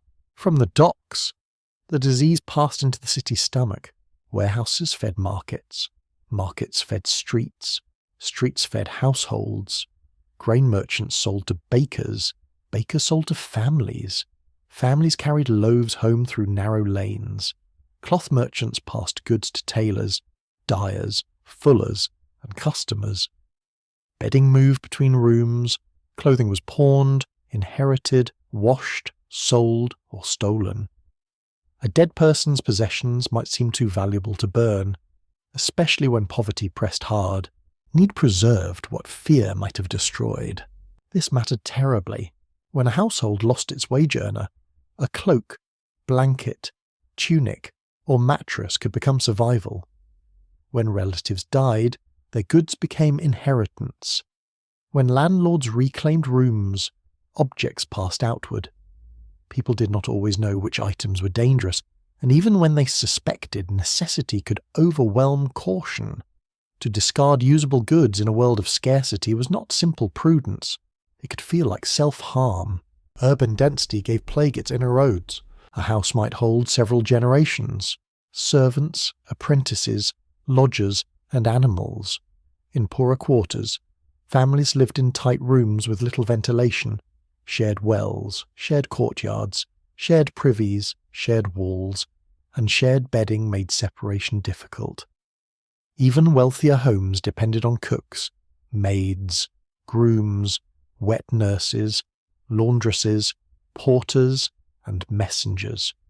A noble chamber could be secluded, but not self-sufficient. The city was a body. Its gates were mouths. Its streets were veins. Its markets were organs. Its households were cells pressed together in warmth and worry. Once disease entered, it did not need to strike everyone at once. It could move unevenly, appearing to leap, pause, vanish, and return. One parish might be devastated, while another hoped it had been spared. A street might lose half its people, while a nearby lane waited in dread. This unevenness made decisions harder. Should one flee or stay? Should a market close? Should a wedding be delayed? Should the sick be visited? Every answer came late. Information travelled, but not with certainty. Rumours moved faster than officials. A messenger might report heavy deaths in one town, only for skeptics to dismiss the tale as exaggeration. Merchants had reasons to minimise danger. Preachers had reasons to magnify warning. Authorities had reasons to prevent panic. Families had reasons to hide sickness, especially if isolation threatened income, reputation, or burial. So the disease benefited from doubt. Doubt bought time. Time bought bodies. Beyond the cities, roads carried the contagion into the countryside. Travellers stopped at inns, monasteries, manor houses, ferry points, and village markets. Peddlers brought small goods to places without regular access to urban trade. Officials moved for taxation and justice. Soldiers moved under command. Labourers moved in search of wages. Pilgrims moved in hope. Beggars moved because stillness offered no bread. Each road had resting places. Those resting places became knots. An inn was more than a shelter. It was a crossing of strangers. Bedding might not be thoroughly cleaned. Straw might be reused. Stables held animals. Food was shared under low ceilings heavy with smoke. A man from one district could sleep where a traveller from an infected city had lain the night before. By morning, both stories had joined, though neither man knew it. Monasteries also became tragic channels. They were houses of prayer, learning, charity, and hospitality. Many received travellers and cared for the ill. Their discipline taught obedience as service and communal life. These virtues became dangerous under plague conditions. Monks ate together, worshipped together, slept within ordered spaces, tended brothers in infirmaries, and sometimes served surrounding communities. When sickness entered, the rhythm of devotion could become a rhythm of exposure. The same was true of hospitals and charitable houses. They gathered vulnerability under one roof. The old, the weak, the poor, the traveller, and the sick came seeking mercy. Caregivers washed bodies, changed bedding, offered food, listened to confessions, and prayed near fevered breath. In a different kind of illness, such closeness could save lives. In this one, closeness could build a bridge for death. Government tried to respond, but government moved through people, councils issued orders, gates were watched, burials were regulated, streets might be cleaned, fires might be burned to purify air, processions might be organised to ask divine mercy, physicians might advise avoiding foul smells, excessive emotion, heavy foods, or corrupt places. Some towns attempted forms of quarantine, separating arrivals or limiting contact. These efforts varied widely, and often came after the disease was already within. Still, these attempts reveal something important. People were observing. They were reasoning. They were not passive before disaster. They lacked the microscopic explanation, but they could notice association. They saw that sickness came with travellers, ships, crowds, bodies, and households. They saw that flight sometimes preceded new outbreaks. They saw that close contact with the ill could be perilous. Their tools were imperfect, but fear sharpened attention. Yet the systems of medieval life resisted interruption. A city needed food daily. A lord needed rents. A church needed rites. A family needed income. A merchant needed repayment. A ruler needed soldiers. A debtor needed time. A widow needed help. Behind every public health measure stood immediate human cost. To close a road might slow disease, but it might also starve a town or anger powerful interests. To forbid gatherings might reduce danger, but it could also shake religious confidence and social order. The plague grew powerful because it invaded a world whose strengths had become vulnerabilities. Trade created supply, it also created roots. Cities created wealth, they also created density. Religion created comfort, it also created gatherings. Family created care, it also created exposure. Law created order, it also depended on officials who could die. This is how contagion built its empire. Not by replacing medieval systems, but by riding inside them. It wore the clothing of commerce, the sandals of pilgrims, the boots of soldiers, the robes of clergy, the aprons of servants, and the grief of families. It crossed seas in hulls built for profit. It crossed fields in carts built for grain. It crossed thresholds in the arms of those who came to help. And once established, it's accelerated through feedback. More sickness caused more fear. More fear caused more flight. More flight carried sickness farther. More deaths caused labour disruption. Labour disruption caused hunger, unrest, and movement. Movement opened new paths. The disaster became not only a medical event, but a system of consequences feeding itself. A port outbreak could change trade. A trade disruption could affect food supply. Food anxiety could push people onto roads. Roads could spread infection. Infection could empty farms. Empty farms could send survivors searching for work elsewhere. In this sense, the Black Death was both invader and a mirror. It revealed the deep design of the medieval world by following its lines of connection. Every place it reached showed how that place was tied to others. A village learned it was connected to a market. A market learned it was connected to a port. A port learned it was connected to distant wars, animals, storms, and ships that had vanished beyond the horizon. For a while, civilization continued to move because movement was life. Then movement became dread. In the mind of the medieval world, nothing happened in isolation. The stars leaned over human affairs. The seasons carried moral weight. The body was a small universe of heat, cold, dryness, moisture, balance, and disorder.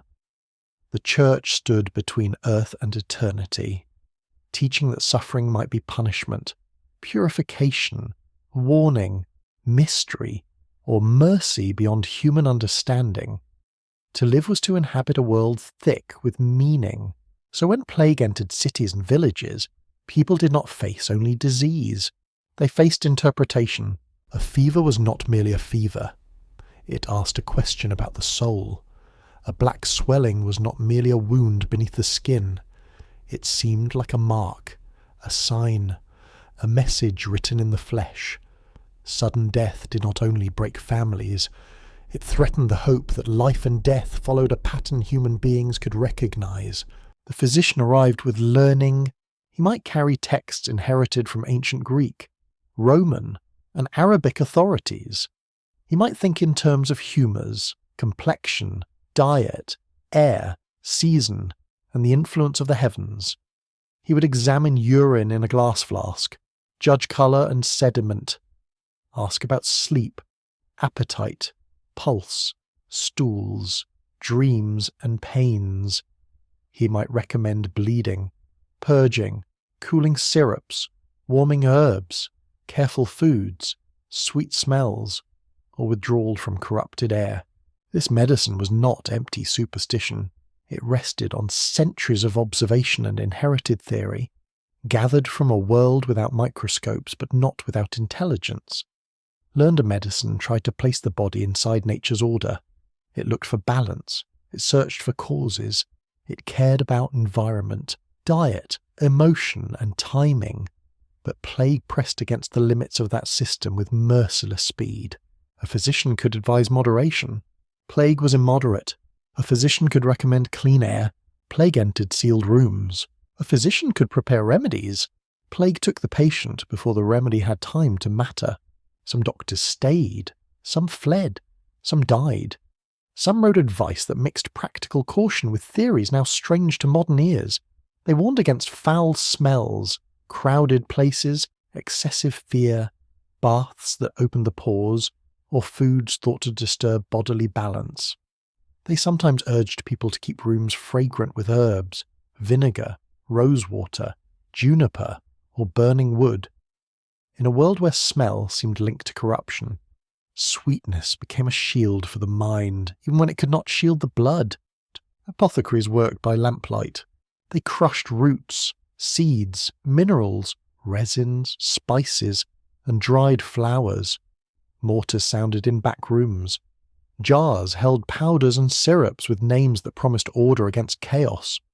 Expensive compounds could include rare ingredients from long-distance trade, while poorer households relied on local herbs, onions, garlic, ale, prayers, and whatever an older woman in the village remembered from previous sickness. Inequality followed even into medicine. The wealthy could hire physicians, retreat to country estates, burn costly aromatics, and pay for private masses. The poor had crowded houses, shared wells, reused bedding, and fewer choices. Yet wealth didn't guarantee safety. A rich man could die in a perfumed chamber. A poor woman could survive in a smoky room. This unevenness unsettled everyone, because it made the plague feel both intimate and lawless. Faith offered another kind of medicine. Churches filled with candles. Bells rang for masses, funerals, processions, and prayers for mercy. People turned to saints associated with plague, sudden death, healing, or protection. Relics were carried through streets. Barefoot penitents walked behind crosses. Priests heard confessions until exhaustion blurred the words. In some places, crowds gathered to plead with heaven, not knowing that gathering could deepen the danger around them. Still, the impulse is understandable. When the world narrows to breath and pain, people seek the sacred. They want to believe that no suffering is wasted, that no death is unseen, that beyond the locked door and hurried burial, there remains a witness more faithful than frightened neighbours. To pray in a plague year was not merely to ask for survival, it was to hold the universe together when ordinary explanations had broken. Yet religion itself was tested. If holy men died, what did that mean? If sinners survived, what did that mean? If a child died before confession, if a priest could not arrive, if bodies lay unburied in sacred order, how could the living quiet their terror? These questions had no easy answers. Some people intensified their devotion. Others grew bitter toward clergy who fled or failed. Some priests became remembered as heroes of charity, others as absent shepherds. The church remained central, but it did not pass through the catastrophe untouched. Its ceremonies still mattered, perhaps more than ever. Yet the inability to protect life fully left a wound in spiritual confidence. Images changed. Death appeared more often in art and imagination, not as a distant angel, but as a companion at the table. Skeletons danced with bishops and kings. Graves opened in painted walls. The crowned and the barefoot stood together beneath the same verdict. Such images did not simply express despair. They were teachings in pigment and plaster. Remember death. Prepare the soul. Do not trust rank, beauty, wealth, or youth too much. In markets, fear mingled with business. A spice merchant might sell cloves, cinnamon, or nutmeg to those who believed strong scents purified the air. A candle maker might work without rest. A gravedigger might earn more than before if he lived long enough to spend it. Cloth for shrouds became necessary in quantities no one wanted to imagine. Wills were written hastily. Notaries heard trembling voices name heirs, charities, debts, and small objects of affection. The city did not stop feeling beautiful. Sunlight still touched church windows, rain still softened dust, gardens still held mint, sage, rue, roses, leeks, and beans. Gold leaf still gleamed in manuscripts. Bells still sent silver sound over rooftops. Children, when they were well enough and brave enough, still laughed in courtyards. The contrast made everything sharper. Beauty did not vanish. It became painful because it continued beside death. A university scholar might debate the conjunction of planets. A parish woman might count the days since her husband's fever began. A monk might copy a prayer with a hand that trembled from grief. A child might ask why the churchyard had opened again.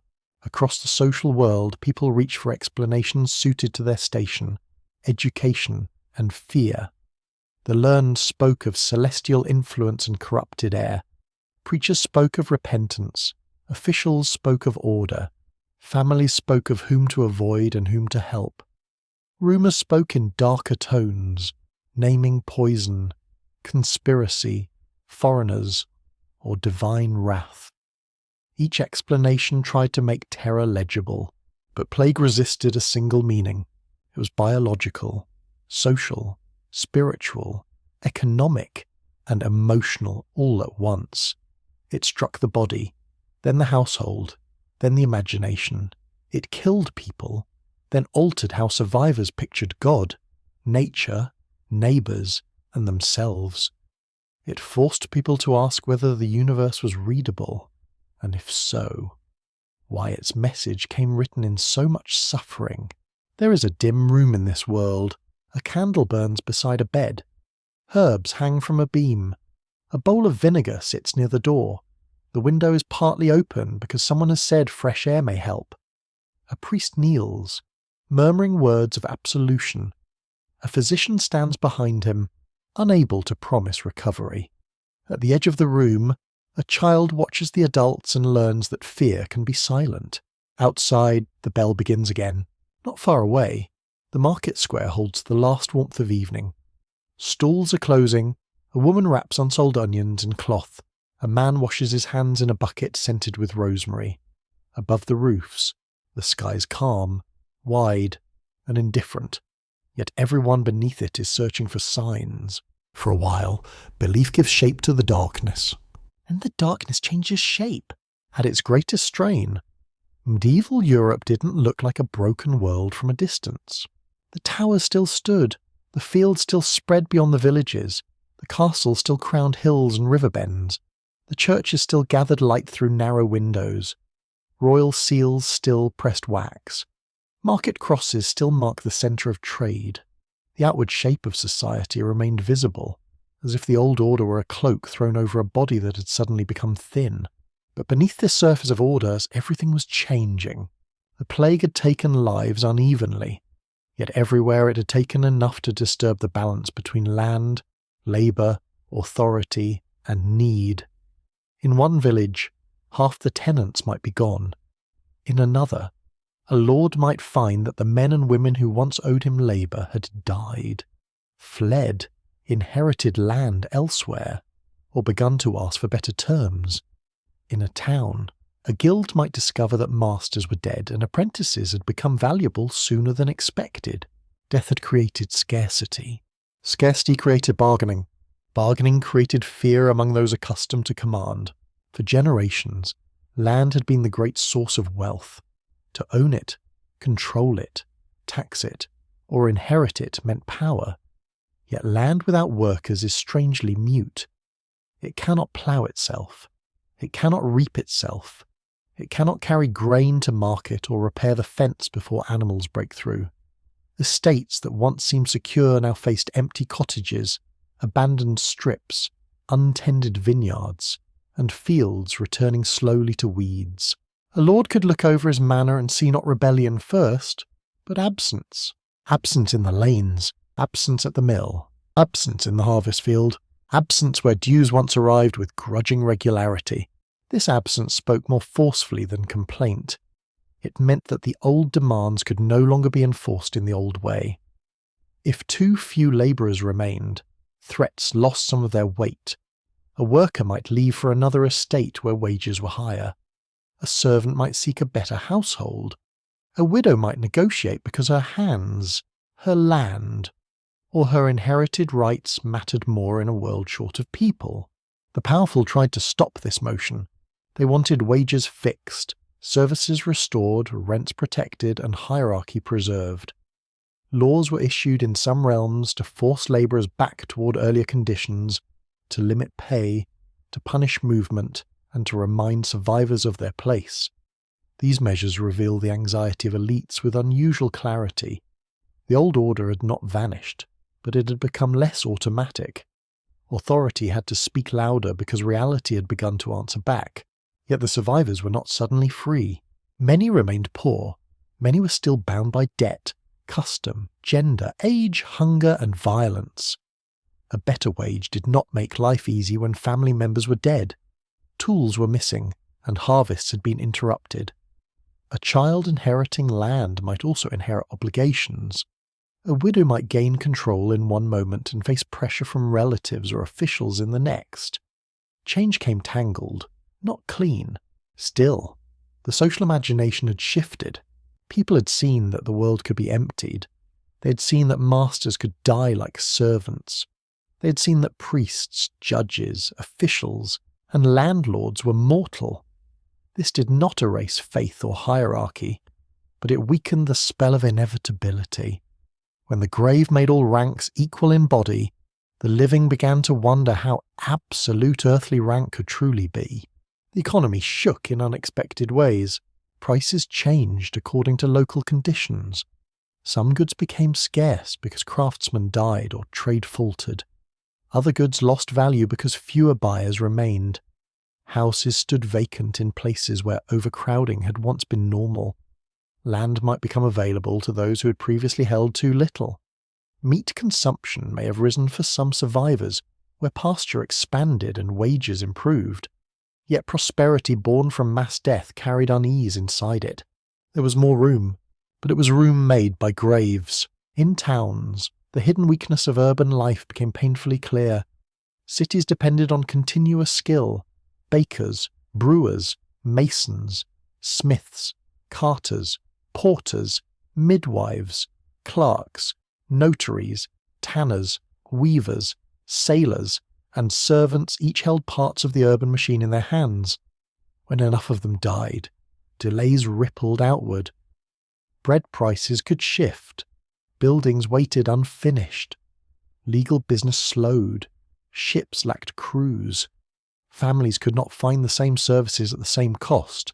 Guilds guarded standards and privilege, but they also faced gaps. A workshop without a master might close.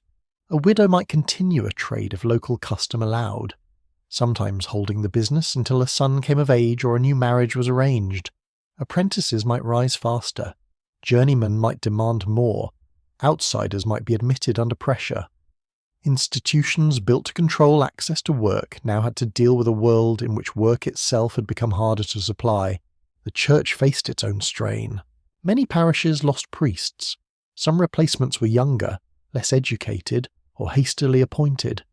Monasteries lost members who had carried memory, discipline, account-keeping, music, manuscript work, and local influence.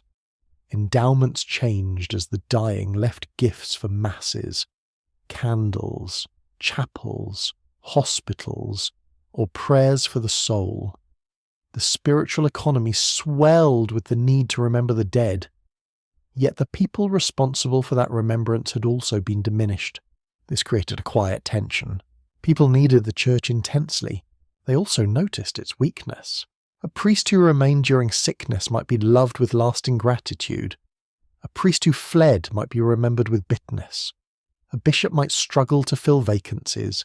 A monastery might inherit wealth through pious gifts, while lacking enough trained hands to manage its estates. The sacred institution endured, but endurance did not mean untouched strength. Governments, too, discovered the fragility of administration. Taxes required assessors, collectors, scribes, messengers, and taxpayers still alive to pay. Courts needed litigants, witnesses, judges, jurors, clerks, and time. Armies needed recruits, supplies, and money. Yet rulers already burdened by war found their fiscal foundations shaken. The machinery of rule did not disappear, but every gear was human, and too many human gears had broken. Confidence became harder to maintain. Rulers presented continuity. Councils met. Proclamations were read. Punishments were threatened. Ceremonies continued where possible. Yet public order rested on trust, and trust had been wounded. If authorities could not prevent death, could not bury all the dead with dignity, could not stop wages from rising or fields from emptying, then their power seemed less complete than it had appeared in calmer years. Inside noble households, succession could become a private battlefield. An heir died, then another. A distant cousin stepped forward. A widow defended dower rights. A child inherited under guardianship. Estates passed unexpectedly through marriage or mortality. Ambitious relatives watched closely. Lawyers and clerks became important in turning grief into claims. Inheritance, always a source of tension, became more unpredictable when death moved through families without regard for careful planning. At the village level, memory itself was disrupted. Who knew the old boundary between two strips of land? Who remembered the exact terms of a service owed at harvest? Who could testify to a marriage promise, a debt, a right to pasture, or the ownership of a cow? When elders died, communities lost living archives. Written records helped where they existed, but much rural life depended on remembered custom. Plague killed witnesses as well as workers. That loss is difficult to measure. It is one thing to count bodies, it's another to count vanished knowledge, how to prune a certain vine, where water collects in a wet spring, which family once held a disputed meadow, which saint's day marked the proper time to move animals to higher ground, which lullaby calmed a child, which herb an old woman used for fever. A society is made not only of institutions, but of remembered practice, and memory had been buried by the thousands. At maximum power, then, the old world appeared both commanding and exposed. It still had walls, but walls could not harvest fields. It still had laws, but laws could not create labour from absence. It still had churches, But churches could not answer every shaken heart. It still had nobles, but nobility could not make deserted land profitable without hands. It still had money, but money could not summon the dead. The hidden weakness was dependence. Every rank depended on those below it. Every city depended on countryside. Every manor depended on tenants. Every king depended on collectors and subjects. Every monastery depended on lay labour as well as prayer. The plague made these dependencies visible by removing people from the chain. What had seemed like a pyramid of command was also a web of need. For a while, the survivors walked through this altered world cautiously. They repaired roofs. They reopened workshops. They negotiated wages. They remarried. They buried relatives. They counted land. They challenged demands. They accepted new burdens. They discovered opportunities and carried grief at the same time. The world had not ended. That was its own kind of shock. It continued, but not as it had been. Beneath the bells, beneath the seals, beneath the careful language of law and prayer, a new uncertainty had entered society. Power still spoke from above, but now it heard movement below, restless and living, rising from the spaces death had made. When fear remains too long in a society, it changes shape. At first it is grief, then caution, then suspicion, then anger searching for a body to hold responsible.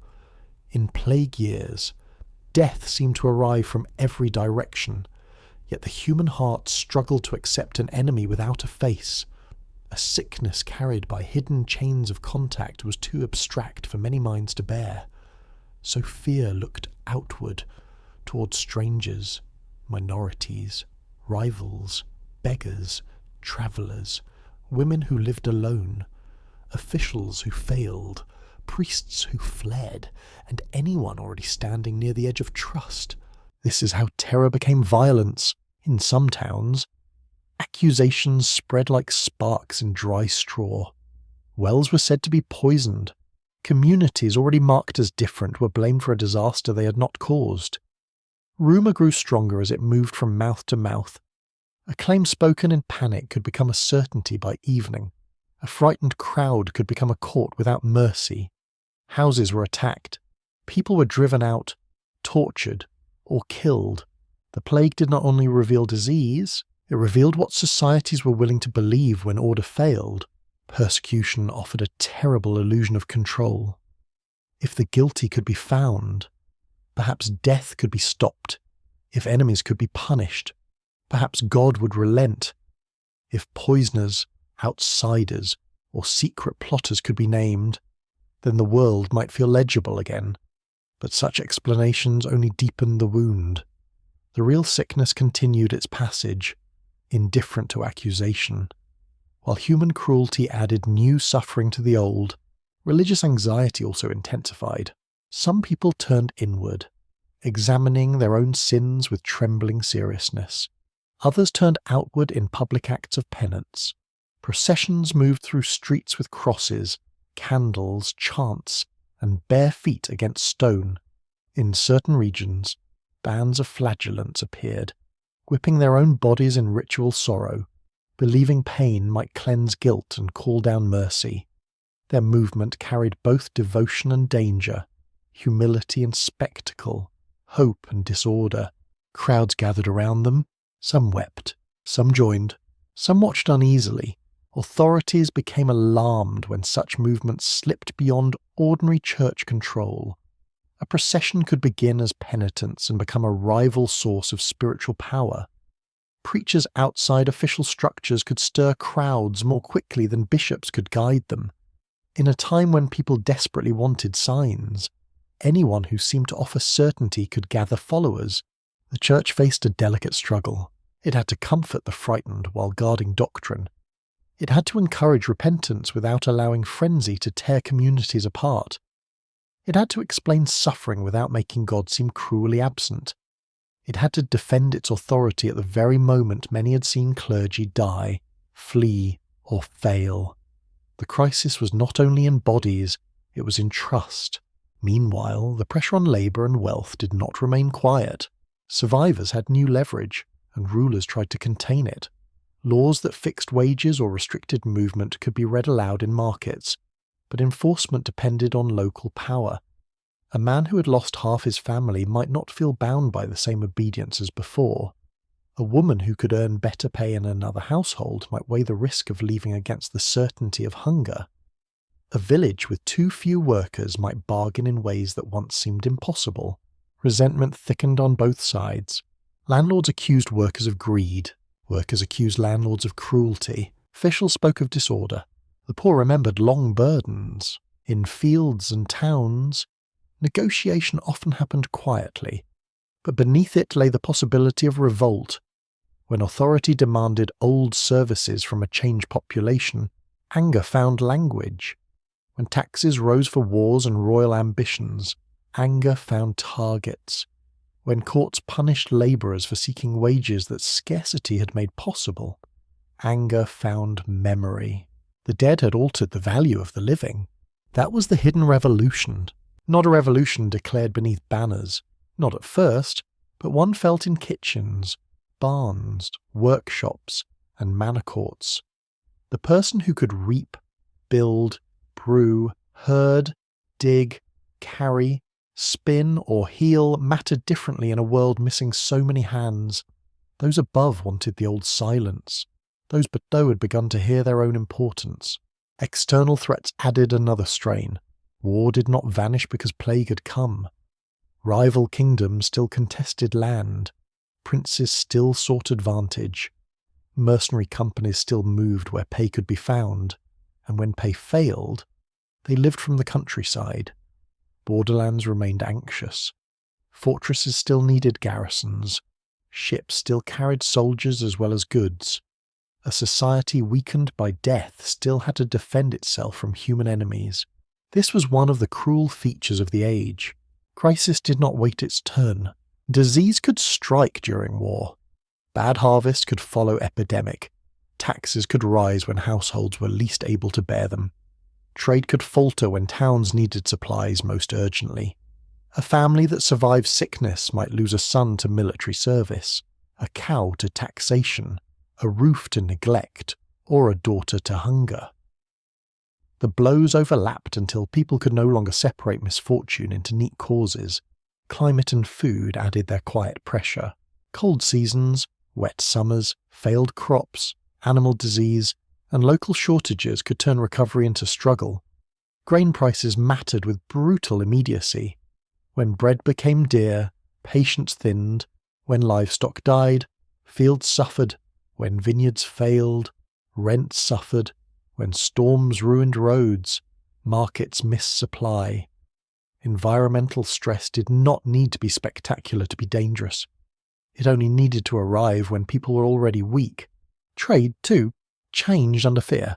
Some cities tried to regulate arrivals more carefully. Some ports watched ships with suspicion. Travellers might be questioned, delayed, avoided, or turned away. Inns that once welcomed strangers for profit might look upon them with dread, yet complete isolation was nearly impossible. Salt still had to come inland. Grain still had to reach cities. Cloth still had to be sold. Letters still had to move. The world could not simply stop touching itself. And then, after the first devastation, the sickness returned. Not always with the same force, not always in the same places, but enough to keep fear alive across generations.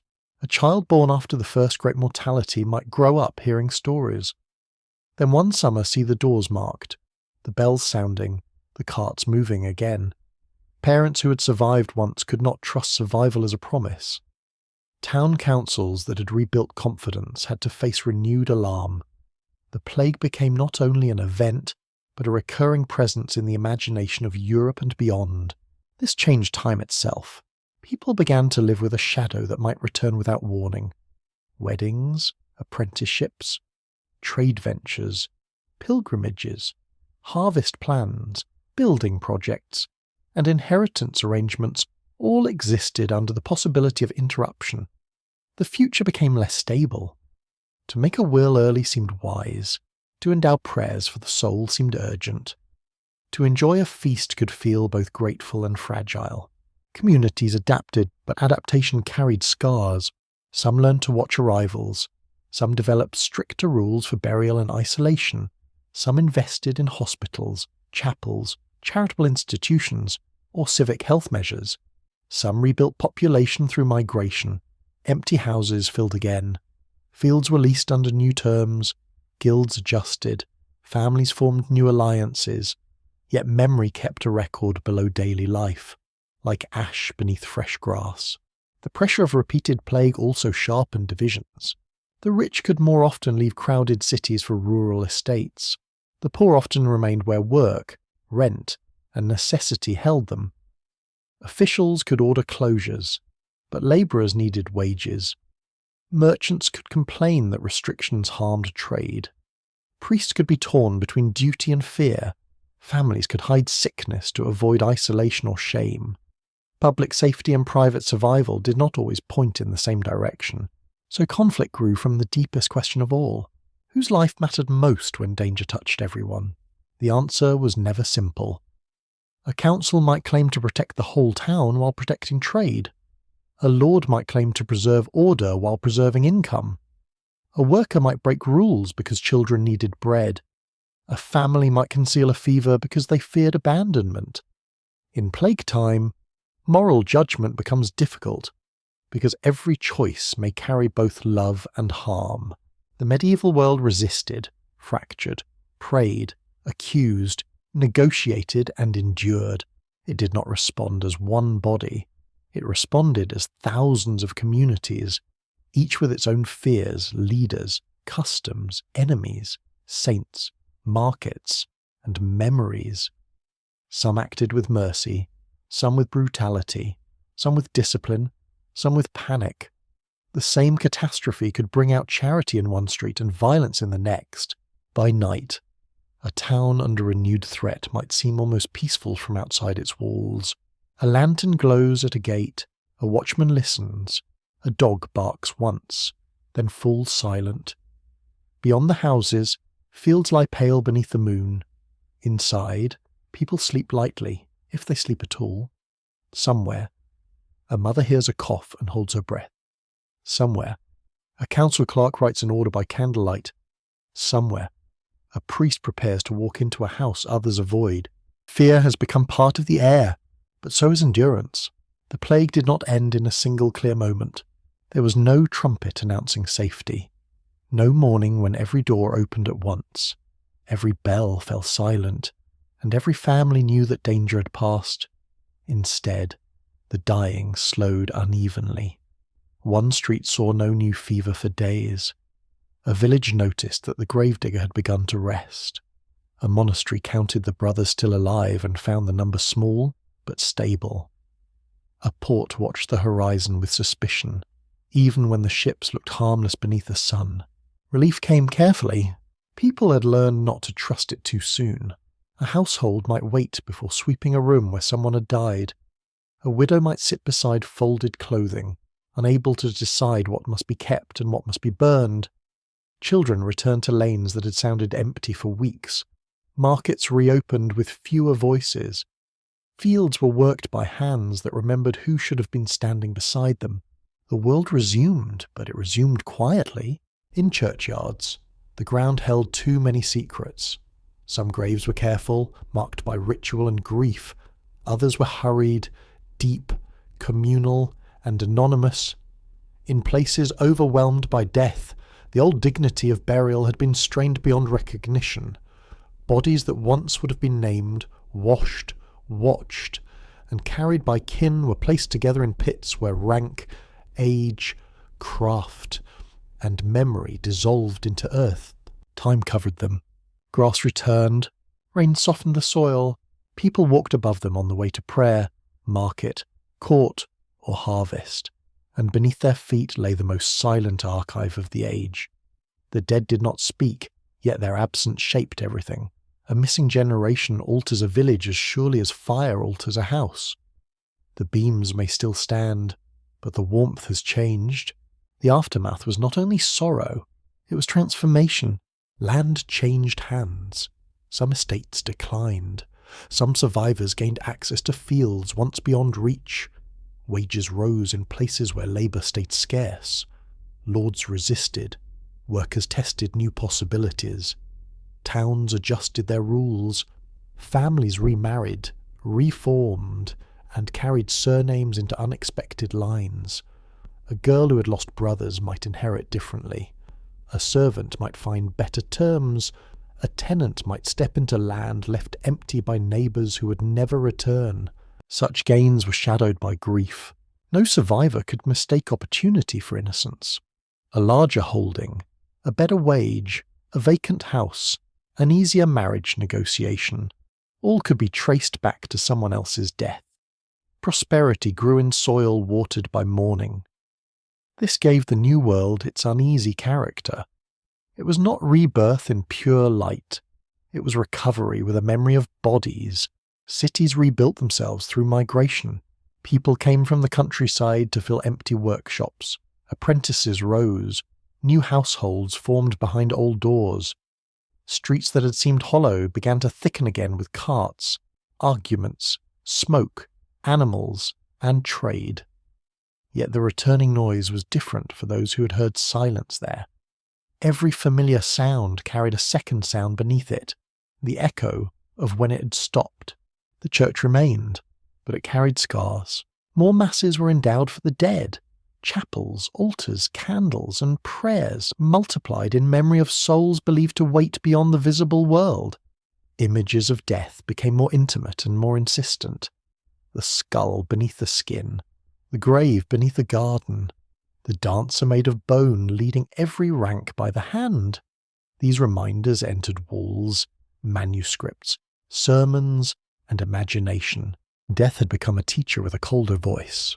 It taught that beauty is brief. It taught that authority is mortal. It taught that the body is fragile even when dressed in silk, armour, wool, or sacred vestment. Yet it also taught that memory is stubborn. People wrote wills. They gave gifts.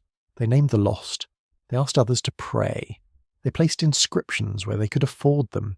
They carried grief into objects, buildings, songs, and stories. In doing so, they refused to let the dead vanish completely into number. The Black Death also changed how communities thought about danger. Some towns began to watch travellers more carefully. Some developed stronger habits of isolation, inspection, and civic response when sickness returned. Health became not only a private concern or spiritual matter, but an issue of gates, ships, councils, burial regulations, and public order. The understanding was incomplete, but experience had carved practical knowledge into civic memory. A city could learn fear, a port could learn caution, a family could learn the warning signs of a cough, a swelling, a rumour from another town. Still, plague returned again and again in later generations, reminding the living that memory didn't equal mastery. The great mortality became an ancestor of later dread, a reference point by which new outbreaks were measured. Grandparents told grandchildren what had been lost. Chroniclers tried to write the scale of it. Laws and customs shifted around the possibility that death might again arrive faster than explanation. And beyond law, beyond economy, beyond medicine, the plague altered imagination. It made people see society from below, through dependence. It revealed that kings needed peasants, cities needed villages, priests needed parishioners, and merchants needed sailors, porters, animals, roads, and trust. It showed that civilization is not made only from monuments, but from the daily presence of ordinary people. Remove enough of them, and the monument remains standing in a world that can no longer use it as before. That is one of its enduring truths. The Black Death killed millions so fast because it found a connected world, a crowded world, a moving world, a world rich in roads, ships, households, rituals, and obligations. It moved through weakness, but also through strength, through trade, through care, through faith, through the human refusal to abandon one another, even when closeness was dangerous. There is sorrow in that. There is also tenderness. For history is not only the story of how people died, it is the story of how the living carried the dead forward, a mother's name in a will, a priest remembered for staying, a field left empty for a season, then turned again by another hand, a chapel candle lit for souls no one living can now identify, a mass grave beneath a modern street, a line in a chronicle written by someone who had seen too much and still dipped the pen into ink. Centuries pass, the harbours change, the walls crumble or become tourist paths, the fields are enclosed, divided, built over, forgotten, the old roads lie under newer roads, churches lose towers, gain roofs, burn, rebuild, empty, and fill again. In museums and archives, fragments remain, parchment, bone, pottery, rings, buckles, prayer beads, tax rolls, and traces of hurried burial. They are quiet things. They do not shout the scale of the catastrophe. They ask us to lean closer. If we listen, we hear a world breathing before the fever.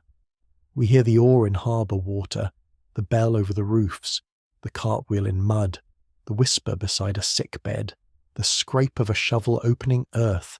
We hear fear, but not only fear. We hear endurance. We hear people trying to make meaning while standing inside lost too large to hold. The great powers of the age passed onward. Kingdoms changed. Languages shifted. Markets revived. Faith endured in wounded forms. Labour found new worth. Art carried darker wisdom. Communities learned that survival is never the same as forgetting. The plague receded, but it did not disappear from history. It settled into memory like ash into stone. And now, in the calm distance of time, the question remains softly before us.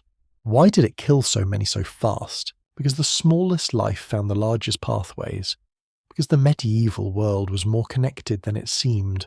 Because love, trade, hunger, prayer, fear, and movement all opened doors. Because no wall is high enough against what enters unseen. Night falls over the old towns. The bells are still. The ships sleep in their harbours. Grass grows above the unnamed dead, and the wind moves gently over them. Power fades. Bodies vanish. Records yellow. Stones weather. Yet something remains. A warning. A grief. And a human story carried through silence. History does not end when the noise is gone. It lingers, softly, patiently, like footsteps fading down an empty road.